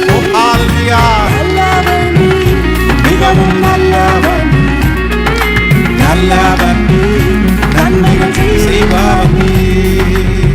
ஆமென். எல்லாம் முடிந்தது. அதான் ஆண்டவராகிய இயேசு கிறிஸ்து சிலுவையில் அடிக்கப்படும் போது அவருடைய சரீரத்தில் 5480 காயங்கள் இருந்துச்சாம். 5480 காயங்கள் அவருடைய உடம்புல இருந்தது. ஸோ நான் நம்புறேன் அவருடைய உடம்புல காயம் இல்லாத இடமே இல்லாமல் இருக்கிற அளவு காயப்பட்டிருக்காரு. அப்புறம் அவருடைய முதுகில் மட்டும் 150 காயங்கள் இருந்திருக்காங்க. அதான் உழுகிறவனுடைய நிலத்தை போல. அந்த அந்த நாட்களில் இந்த ரோமர்கள் தான் அவரை அடித்தார்கள். பொதுவாக யூதர்கள் அவங்க ஒரு சாட்டை வச்சிருப்பாங்க. அவங்க 1 குறைய 39 அப்படிம்பாங்க. 39 தடவை அடிப்பாங்க. ஒரு தப்பு பண்ண ஒரு தண்டனை கைதியை 39 தடவை சாட்டையினால பார்த்தீங்க அப்படின்னு சொன்னா அடிப்பாங்க. ஆனால் ஆண்டவராகிய இயேசு கிறிஸ்துவுக்கு 13 டைம் தான் அடிச்சிருக்கிறாங்க அப்படின்னு வேத வல்லுநர்கள் சொல்லுகிறாங்க. 13 டைம். இந்த 13னா என்ன அப்படின்னு சொன்னா யூதர்கள் 39 டைமும் ஒரே சாட்டையில் அடிப்பாங்க. ஆனா ரோமர்களுடைய அந்த சாட்டையை பார்த்தீங்க அப்படின்னு சொன்னா ஒரு சாட்டை இருக்கும், அந்த சாட்டையிலிருந்து கிளை 3 கிளை இருக்கும், தனியா 3 அந்த 3 ஒயர் போகும். அதுல ஒவ்வொன்றிலையும் வந்து சில நேரத்தில் வந்து இரும்பு இல்லைன்னா வந்து சில மிருகங்களுடைய பல்லு இது எல்லாத்தையுமே தொங்க விட்டுருப்பாங்களாமா. அவருடைய முதுகுல ஒரு டைம் அவங்க அடிக்கும்போது 3 அடி விழுமாமா. அதுவும் அவங்க சில டைம் அடிச்சு அதை மேலே இழுக்கும் போது அப்படியே அந்த சதை அப்படியே பிச்சுட்டு வந்துருமாமா.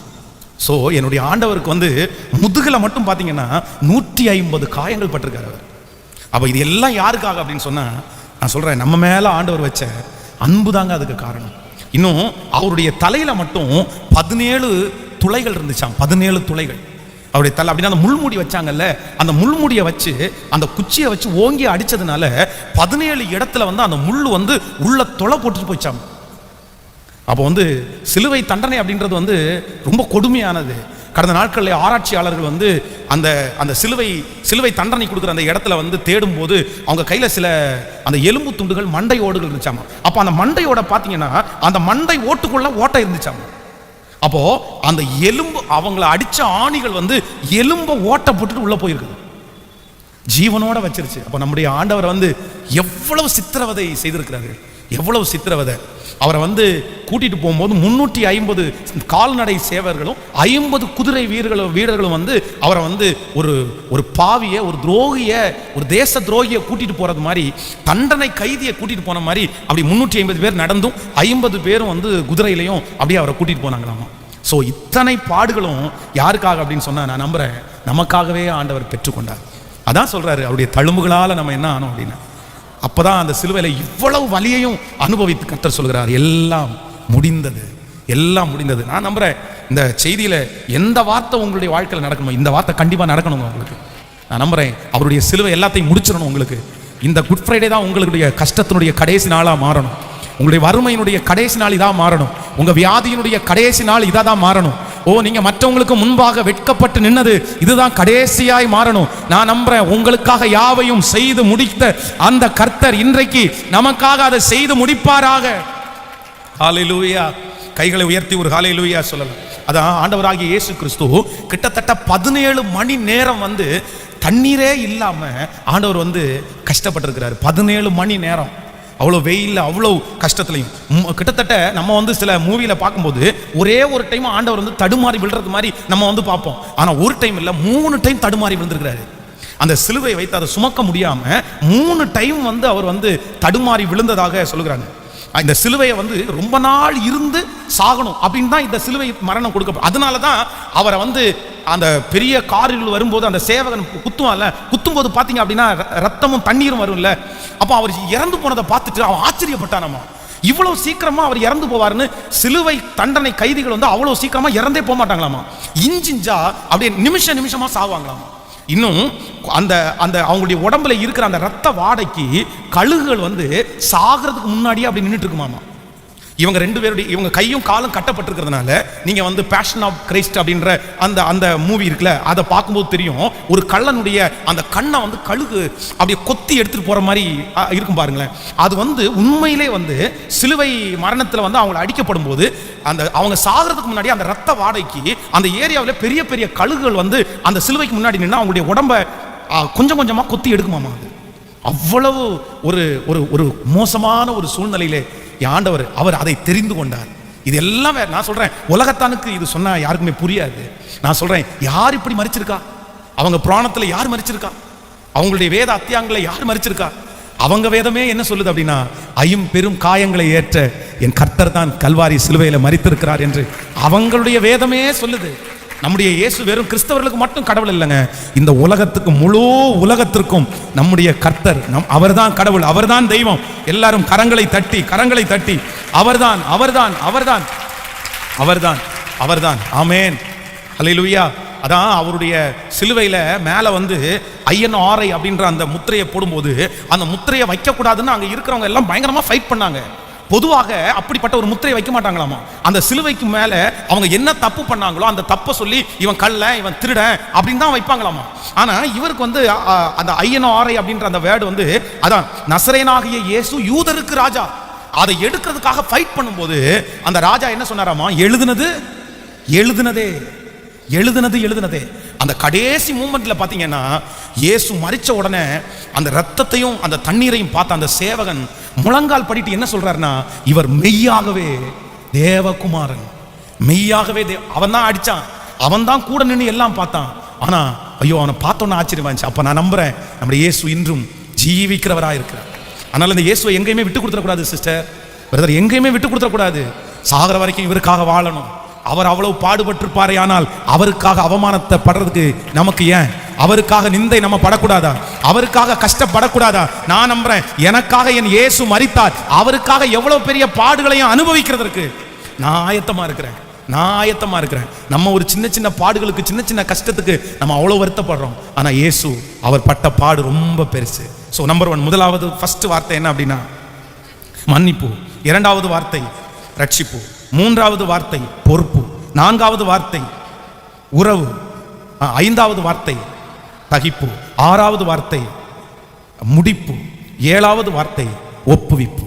அதான் நீங்க லூக்கா எழுதின சுவிசேஷம் 23ஆம் அதிகாரம் 46வது வசனத்தை வாசிக்கும் போது வேதம் சொல்கிறது, கர்த்தர் அவருடைய ஆவியை என்ன பண்ணாராமா, அப்படியே ஒப்பு கொடுத்தார். அப்போ இதனுடைய அர்த்தம் என்னன்னா, ஒவ்வொரு தேவனுடைய பிள்ளையும் தன்னுடைய வாழ்க்கையை யாருக்கு ஒப்பு கொடுக்கணும்னா கர்த்தர் சமூகத்திலேயே தாழ்த்தி, ஆமென், என் வாழ்க்கையை யாருக்கு ஒப்பு கொடுக்குறேன்னா உமக்கு ஒப்பு கொடுக்குறேன் ஆண்டவரே. என் உயிர் வேற யாருக்கும் கிடையாது, உமக்கு தான். கிறிஸ்து எனக்கு ஜீவன், சாவு எனக்கு. நான் உம்மோட தான் மரிப்பேன், நான் உமக்காக தான் மரிப்பேன் ஆண்டவரே. நான் இந்த உலகத்துல இருந்து கண்ணை மூடும் போது உங்க சமூகத்துல கண்ணை திறப்பேன். எத்தனை பேர் ஆமோதிக்கிறீங்க? உங்களுடைய கடைசி நிமிஷம் இந்த ஓட்டத்தை நம்ம ஆரம்பிச்சிட்டோம், இந்த ஓட்டத்தை நம்ம நிறைய பேர் துவங்கிட்டோம். ஆனா நீங்க எப்படி முடிக்கணும்னா, கிறிஸ்துவுக்குள்ளேயே ஆரம்பித்த நீங்கள் எப்படி முடிக்கணும்னா கிறிஸ்துவுக்குள்ளேயே முடிக்கணும். சத்தமா சொல்லுங்க பார்க்கலாம், கிறிஸ்துவுக்குள்ளே. ஹல்லேலூயா. கிறிஸ்துவுக்குள்ளே முடிக்கணும். வேற எதுவுமே உங்களை தடை பண்ணவே கூடாது. நீங்க அப்படியே கண்ணை மூடி, இங்க கண்ணை மூடும் போது சொர்க்கத்துல நீங்க கண்ணை திறக்கணும். அப்படிப்பட்ட ஒரு உறவை கர்த்தர் இன்றைக்கு உங்களுக்கு ஏற்பாடு செய்வார். ஹல்லேலூயா. சரி, நம்முடைய ஆண்டவர் எவ்வளவு நல்லவர் இல்லை, கர்த்தர் எவ்வளவு நல்லவர் இல்லை. எனக்காக அவர் எவ்வளவு பாடுபட்டார். நான் அவருக்காக வாழுவேன், நான் அவருக்காக ஓடுவேன். எல்லாரும் அப்படி தேவ சமூகத்தில் எளிமை நின்று, தேங்க்யூ ஜீசஸ் ஆண்டவரே, எனக்காக நீ பட்ட பாடுகளுக்காக உமக்கு நன்றி, எனக்காக நீங்கள் சுமந்த சிலுவைக்காக உமக்கு நன்றி ஆண்டவரே, எனக்காக நீ பட்ட அவமானத்திற்காக உமக்கு நன்றி ஆண்டவரே. எல்லாரும் சொல்லுவோம் ஏசப்பா பார்த்து, நன்றி ஆண்டவரே, இது இத்தனையும் எனக்காக அல்லவோ, இது எத்தனையும் எனக்காக அல்லவோ, இவ்வளோ நீர் செஞ்சோம். உமக்கு விரோதமாய் நான் தவறு செய்த போது ஆண்டவரே, நீர் என்னை, ஆண்டவரே ஸ்தோத்திரம், நீர் என்னை கைவிடவே இல்லையே ஆண்டவரே, நீர் எனக்காக செய்தீரே ஆண்டவரே, அப்பா என்னை மன்னித்தீரே ஆண்டவரே. நான் மன்னியும் என்று சொன்னேன், ஆனா நீர் நான் மறந்தேன் என்று நீர் சொன்னீரே ஆண்டவரே. எல்லாரும் கைகளை உயர்த்தி ஆண்டவரே நன்றி என்று சொல்லுங்கள் பார்க்கலாம். எல்லாரும் சத்தத்தை உயர்த்தி சொல்லுங்க, ஆண்டவரே உம்முடைய சிலுவைக்காக உமக்கு நன்றி ஆண்டவரே. சொல்லுங்க ஆண்டவரே, எனக்காக அல்லவோ, இத்தனையும் யாருக்காக? எனக்காக அல்லவோ, எனக்காக அல்லவோ. முழு பலத்தோட சொல்லுங்க, ஆண்டவரே இத்தனையும் எனக்காக அல்லவோ. ஹல்லேலூயா. என்னுடைய ஜீவனே நீர்தான் ஆண்டவரே, எனக்கு எல்லாமே நீர்தான் ஆண்டவரே. கைகளை உயர்த்தி சொல்லும், ஆண்டவரே உமக்காக வாழ்வதற்கு தீர்மானம் எடுத்தனா உமக்காகவே நான் மரிப்பேன். இந்த உலகத்தில் இருக்கிற வரைக்கும் நான் உமக்காக நான் வாழுவேன் ஆண்டவரே. ஹல்லேலூயா, ஹல்லேலூயா, ஹல்லேலூயா. என் ஜீவன் நீர்தானே, என் துதியும் நீர்தானே, என் ஜீவன் நீர்தானே, என் துதியும் நீர்தானே. எனக்காய் மரித்தீரே, உமக்காய் வாழ்வேனே. எனக்காய் மரித்தீரே, உமக்காய் வாழ்வேனே. உம்மை நேசிக்கிறே. கைகள் எல்லாரும் உயர்த்தி சொல்லுங்க, அப்ப முழு இருதயத்தோடு உம்மை நேசிக்கிறே, உம்மை நேசிக்கிறே அப்பா, உம்மை நேசிக்கிறே. என் பாவங்கள் வாராமல் முகத்தை மறைத்தீரே, மீறுதல் எண்ணாமல் கிருபை அளித்தீரே. என் பாவங்கள் வாராமல் முகத்தை மறைத்தீரே, மீறுதல் எண்ணாமல் கிருபை.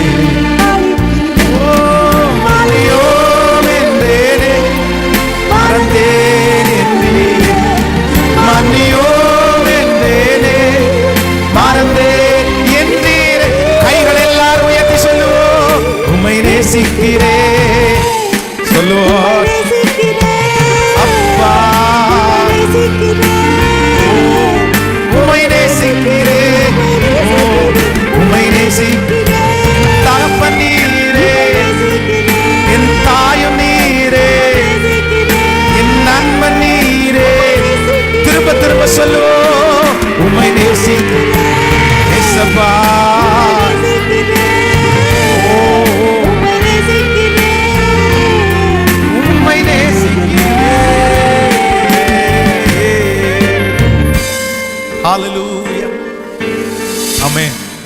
மாதத்திற்கு ஒரு விசையாவது நீங்கள் போய் தனியாக போய் உட்கார்ந்து திருவிருந்து அனுசரிக்கிறதுக்கு முன்னாடி அவருடைய பாடுகளை நினைவு கூறணும். அதை ஆண்டவர் சொல்றாரு, இது என்னுடைய பாடுகளை நீங்கள் நினைவு கூறுவதற்காக. அப்போ அவர் நமக்காக பட்ட பாடுகளை நம்ம என்ன பண்ணணும்னா நினைச்சு பார்க்கணும். அவருடைய பாடு மரணத்தை நீங்க நினைச்சு பார்த்தீங்கனாலே உங்களை அறியாமலே என்ன வந்துடும்னா ஆண்டவர் மேல ஒரு பெரிய அன்பு வந்துடும் உங்களுக்கு. ஆமென் சொல்லுவோம். அதனால மாதத்திற்கு ஒரு விசையாவது அவருடைய கல்வாரி காட்சியினால நீங்கள் திருப்தி ஆகுங்க. அவருடைய சிலுவைக்கு கீழே போய் உட்காருங்க. அது உங்களுக்கு மிகப்பெரிய ஆறுதல். அவருடைய சிலுவை காட்சிகளை நீங்கள் நினைக்கும் போது உங்க பாடுகள் உங்களுக்கு பெருசா தெரியவே தெரியாது. ஆமென் சொல்லுவோம். இன்னும் ஆனா நம்முடைய ஆண்டவர் வெறும் மரித்தவர் அல்ல, அவர் உயிரோடு எழுந்தவர். அல்லேலூயா. அவருடைய சிலுவை எல்லாருக்குமே ஒருவேளை அங்க இருக்கிற எல்லாருக்குமே அந்த சிலுவையில் இதற்கு முன்பாக மரித்த எல்லாருக்கும் அது ஒரு வெற்றியின் சின்னமா இல்லாவிட்டாலும் இது எத்தனையோ பேர் அதில் மரிச்சிருக்காங்க. அந்த சிலுவைக்கு அதுக்கு முன்னாடி இந்த மரியாதையே இல்லை. ஆனா இயேசு அந்த சிலுவையில மரித்ததுனால தான் இன்னைக்கு சிலுவை உலகம் முழுவதும் கொண்டாடப்படுகிற ஒன்றாயிருக்கு. ஹல்லேலூயா, ஹல்லேலூயா. நான் நம்புற ஆண்டவருடைய பிள்ளையே, இயேசுன்ற ஒரே ஒருத்தர் மட்டும் உங்க வாழ்க்கையில வந்தாருன்னா நீங்க எல்லாராலும் கொண்டாடப்படுகிற ஒரு வெற்றி உள்ள வாழ்க்கை வாழ்வீர்கள். உலகத்துல இருக்கிற மனுஷன் ஜெயிக்கிறதுக்கும் நீங்க ஜெயிக்கிறதுக்கும் நிறைய வித்தியாசம் இருக்குது. இயேசு ஜெயிக்க பண்றதற்கும் தாளந்து ஜெயிக்க பண்றதுக்கும் நிறைய வித்தியாசம் இருக்குது. அது பெரிய ஜெயம். ஆமென். அவருடைய காட்சியெல்லாம் கண்களுக்கு முன்னாடி கொண்டு வந்து இவ்வளோ பாடு எனக்காக பட்டீங்க ஆண்டவர். ஆண்டவர் சொல்றார், உனக்காக நான் மரித்தேனே, எனக்காக நீ என்ன செய்தாய்? நீ என்ன செய்ய போறீங்க? நீ என்ன செய்ய போறீங்க? நீ என்ன செய்ய போறீங்க? ஆண்டவர் இவ்வளோ உங்களுக்காக செஞ்சாரு. நீ என்ன செய்ய போறீங்க? ஏதாவது ஒன்று. நான் நம்புறேன், ஒருவேளை எதுவுமே செய்யாட்டா கூட ஹோலியா வாழ்ந்தா கூட அவருக்கு நீ கொடுக்குற பெரிய பரிசு, பரிசுத்தமா வாழ்ந்தா கூட அது கூட ஆண்டவருக்கு நீங்க கொடுக்குற பெரிய பரிசு. ஆமென் சொல்லுங்க பாருங்க. இன்றைக்கு முழுவதும் நீங்க அதிகமாய் ஆண்டவரை தியானிக்கிறதுக்கு ஆண்டவருடைய சமூகத்தில் நீங்க அதிகமாக முக்கியத்துவம் கொடுங்க. ஆமென் சொல்லுங்க. ஒரு விஷயம் கூட மனப்பாடமாய் சொல்லுவோம். இந்த 7 வார்த்தைகள். 1 மன்னிப்பு, 2 ரட்சிப்பு. அதான் ஃபர்ஸ்ட் மன்னிப்புன்னா நம்ம யார் மேலையும் கசப்பு வச்சிடக்கூடாது. நம்பர் 2 2வது ரட்சிப்பு அப்படின்னு சொன்னா நம்முடைய வாழ்க்கை, அதான் சிலுவையில் ஆண்டவருடைய வாழ்க்கை ஒரு மனுஷனை ரட்சிச்சுட்டு, ஸோ நம்முடைய வாழ்க்கை அநேகரை என்ன பண்ணணும்னா ரட்சிக்கணும். நம்பர் 3 3வது பொறுப்பு. அப்படின்னா இந்த உலகத்தில் இருக்கிற எல்லா மனிதர்களுக்கும் ஒரு பொறுப்பு இருக்குது. ஆண்டவர் இயேசுநாதர் தான். அதனால மரியாள் அப்படியே விட்டுட்டுலாம் போகல. மரியாளுடைய கேரக்டர் பைபிளில் ரொம்ப முக்கியமான ஒரு கேரக்டர். அவங்க அந்த குழந்தை என்னைக்கு ஆண்டவர் கொடுப்பேன்னு சொன்னாரோ அன்னையிலிருந்து அந்த குழந்தை அந்த அந்த தேவகுமாரன் இந்த உலகத்தினுடைய பாவத்தை சுமந்து தீக்கிற வரைக்கும் அவங்க மனசுல வேதனை அனுபவிச்சாங்க. அந்த நிமிஷம் வரைக்கும். அப்போ அது துக்கத்தை சுமந்து கொள்றதுக்குன்னே உண்டாக்கப்பட்ட ஒரு பாத்திரம் தான். என்ன பாத்திரம்னா மரியாள் என்கிற பாத்திரம். அப்போ ஆண்டவர் அவளை அப்படியே விட்டுட்டு போகாம சீடனுடைய கையில் கொடுத்து, நீ பார்த்துக்கப்பா எங்க அம்மாவை. அப்போ நம்ம இந்த பொறுப்பு எல்லாருக்கும் நம்ம உதாரித்தனமா தெரிஞ்சிடக்கூடாது. நம்ம பொறுப்புல நம்ம கவனமா இருக்கணும். ஸோ நம்பர் 4 4வதாக உறவு. அப்படின்னா நம்ம ஆண்டவரோடு உள்ள உறவுல நம்ம எப்படி இருக்கணும்னா, அதான் ஆண்டவர் சிலுவையில் ஆண்டவர் சொன்ன 7 வார்த்தையும் ரொம்ப இம்பார்ட்டன்ட். ஒவ்வொரு கிறிஸ்தவனும் ஒவ்வொரு ஆண்டவருடைய பிள்ளையும் இந்த 7 வார்த்தையின்படி கண்டிப்பா நீங்க நடக்கணும். உங்க பொறுப்பை நிறைவேற்றணும். அதே மாதிரி இந்த உலகத்துல உங்களுடைய உறவுல நீங்க என்னவா இருக்கணும்னா ரொம்ப கவனமா இருக்கணும். ஆண்டவருடைய உறவை மட்டும் நீங்க என்ன பண்ணிடக்கூடாதுன்னா ஜெபிக்க, அதுக்கு மட்டும் 3 நேரம் சாப்பிட்றோம்ல அந்த மாதிரி ஜெபத்தையும் பைபிள் வாசிக்கிறதையும் எதற்காகவும் என்ன பண்ணிடாதீங்கன்னா விட்டுறாதீங்க. உங்களை எங்க போனாலும் கர்த்தர் தூக்கி எடுத்துருவாரு. நான் சொல்றது உங்களுக்கு புரியுதுல்ல?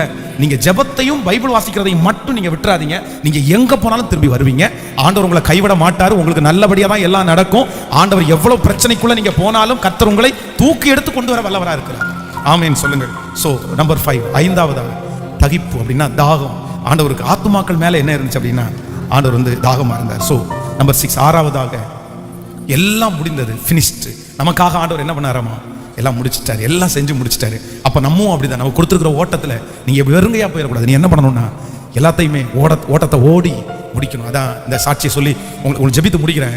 அதான் நம்ம மதுரையில் ஒரு தேவனுடைய மனுஷன் எப்பவுமே நைட் ஆனா அவருக்கு படிக்கிற வேத பகுதியை நோட்ல எழுதி வச்சு தூங்குற பழக்கம் அவருக்கு இருந்துச்சாமா. அதான் ஒரு நாள் இரவு தூங்க போகும்போது, நல்ல போராட்டத்தை போராடினேன், ஓட்டத்தை முடித்தேன், விசுவாசத்தை காத்துக்கொண்டேன், இது முதல் எனக்காக நீதியின் கிரீடம் வைக்கப்பட்டிருக்கு அப்படின்னு சொல்லி அந்த வசனத்தை எழுதி முடிச்சுட்டு பேனாவை வச்சுட்டு டயர்டா இருக்குன்னு போய் படுத்துட்டாராமா. அடுத்த நாள் காலையில பிள்ளைங்க பார்த்தா அப்படியே பெட்லயே இறந்துட்டாராமா. அப்பா எழுதின கடைசி வார்த்தை என்ன அப்படின்னு வாச்சு பார்த்தா, நல்ல போராட்டத்தை போராடினேன், ஓட்டத்தை முடித்தேன், விசுவாசத்தை காத்துக்கொண்டேன். நான் நம்புறேன் நம்ம எல்லாருடைய மரணம் எப்படி இருக்கணும்னா அப்படிதாங்க இருக்கணும். உங்க இதயம் அங்கலாய்ப்பா மரணம் அடையவே கூடாது. என் பிள்ளை செட்டில் ஆகலைன்னு நீங்க சாகக்கூடாது. என் பிள்ளைய செட்டில் பண்ணிட்டேன், என் கையில குழந்தைங்களை எல்லாம் நான் பார்த்துட்டேன், போதும் ஆண்டவரே, இனி உங்க ராஜ்யத்துக்கு நான் வர்றேன்னு சொல்லி நீங்க சமாதானமா கர்த்தருடைய ராஜ்யத்திற்கு போகிற வரைக்கும் உங்களுக்கு தீர்க்க ஆயுசு, உங்களுக்கு தீர்க்க ஆயுசு, உங்களுக்கும் உங்க பிள்ளைகளுக்கும் தீர்க்க ஆயுசு. இந்த ஜெபத்தை, இந்த சத்தத்தை கேட்டுக்கொண்டிருக்கிற ஒவ்வொருத்தருக்கும் கர்த்தர் தீர்க்க ஆயுசு. ஆமென் சொல்லுங்க. நான் நன்மையை பார்க்க மாட்டேனோ, 4 தலைமுறைய துக்கத்தை பார்த்தேன் அப்படின்னு நினைக்காதீங்க. நான் நம்புறேன் உங்க ஓட்டம் வெற்றியா தான் முடியும். விசுவாசிக்க ஆமென் சொல்லுங்க பார்க்கலாம். அப்படியே ஸ்தோத்திரம் பண்ணுங்க. ஆமாப்பா, நடக்கணும் நடக்கணும் நடக்கணும். சத்தமா சத்தமா நீங்க நினைச்ச அந்த காரியத்தை செய்து முடிக்கிற வரைக்கும் அந்த பலன் கர்த்தர் உங்களுக்கு தருவார். நீங்க அவமானப்பட்ட இடத்துல நிக்கிற வரைக்கும் கர்த்தர் உங்களுடைய உயிரை எடுத்துக்க மாட்டார்னு நான் நம்புறேன். ஓ ஹalleluya ஹalleluya. நீங்க சொல்லுவீங்க finished finished, நான் முடிச்சிட்டேன், எல்லாம் முடிஞ்சிச்சு ஆண்டவரே, எல்லாம் முடிஞ்சிச்சு ஆண்டவரே, நான் இனி உங்க சமூகத்துல வர்றேன். ஆமென். அப்படி சமாதானமாய் நீங்க போவீங்க. இங்க இருக்கிற சிலருடைய மரணங்கள் கூட உங்களுக்கு தெரிகிற அளவுக்கு கூட கர்த்தர் நடத்துவார். எத்தனையோ பரிசுத்தவான்களுக்கு அப்படி செஞ்சிருக்காருல்ல, ஆண்டவர் அப்படி பண்ணுவாரு. ரொம்ப நீங்க சாகிறத முன்கூட்டியே கர்த்தர் சொல்லுவாரு. எங்க ஒரு நிறைய ஊழியக்காரங்க வந்து ஃபர்ஸ்டே சொல்லியிருக்காங்க, நான் இந்த மாதிரி அடுத்த வாரம் எல்லாரும் வந்துருங்க இந்த டேட்டுக்கு அப்படின்னு சொல்லிட்டு எல்லாரையும் சொன்னா, என்ன பாஸ்டர் திடீர்னு வர சொல்லலாம், அடுத்த வாரம் கரெக்டாக அதே டேட்டுக்கு அவர் மரணம் அடைந்திருப்பார். அப்போ முன்கூட்டியே கர்த்தர் சொல்லியிருப்பார். அப்போ நான் நம்புறேன் கர்த்தர் நீங்க ஆண்டவர் மேல ரொம்ப நேசமா இருந்தா உங்க மரண நாள் கூட உங்களுக்கு தெரியும்னு நான் நம்புறேன். ஹalleluya. ஸோ நம்பர் 5, நம்பர் 7, 7ஆவதாக ஒப்புவிக்கிறேன். I surrender all. எனக்கு எல்லாம் கிடைச்சிருச்சு, எனக்கு எல்லா ஆசீர்வாதம் இருக்குது, ஆனா எதுக்கும் நான் தகுதி உள்ளவன் அல்ல. ஐ சரண்டர். எல்லாம் உமக்கு தான் ஆண்டவரே. உங்க எல்லாருடைய இருதயத்தில் நீங்க எவ்வளவு வளர்ந்தாலும் ஒண்ணு மட்டும் இருக்கணும், என்னிலே ஒன்றுமில்லை ஆண்டவரே, எல்லாம் உம்முடையது.